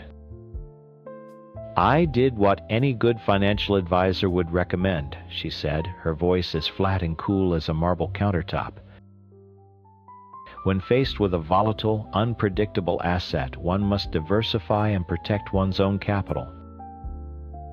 You took half the money." "I took my times half," she corrected. "I moved it into a new account. One that's just in my name. You made it very clear that you feel entitled to make unilateral decisions with our shared finances. You did it to protect your promise. I'm simply doing it to protect my future." She took another sip of wine, her eyes holding mine. "The house on Elm Street was worth what, 200 grand? When you put Leo's name on it, you gave away your half. $100,000. This is just me balancing the books.